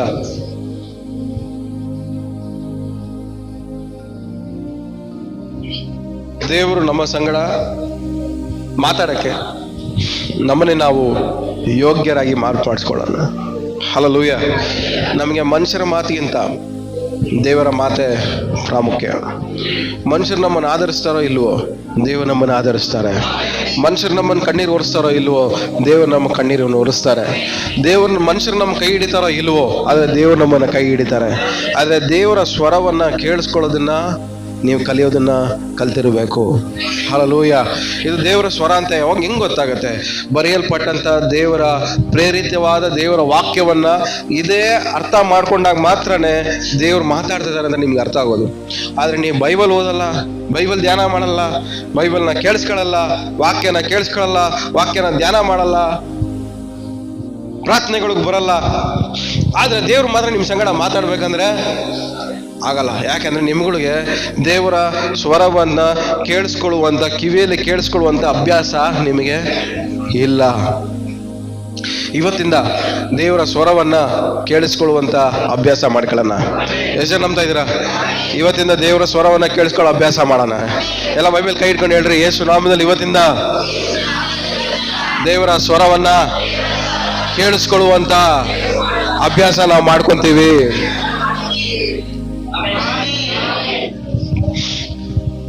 ದೇವ್ರು ನಿಮ್ಮ ಸಂಗಡ ಮಾತಾಡ್ಲಿ. ಮೊದಲು ಹುಡುಕ್ರಿ ದೇವರ ಸ್ವರವನ್ನ, ದೇವರ ವಾಕ್ಯದಲ್ಲಿ ಹುಡುಕ್ರಿ. ಇದೇ ಮೊದಲು ಮೇನ್ ಇಂಪಾರ್ಟೆಂಟ್ ನಮಗೆ.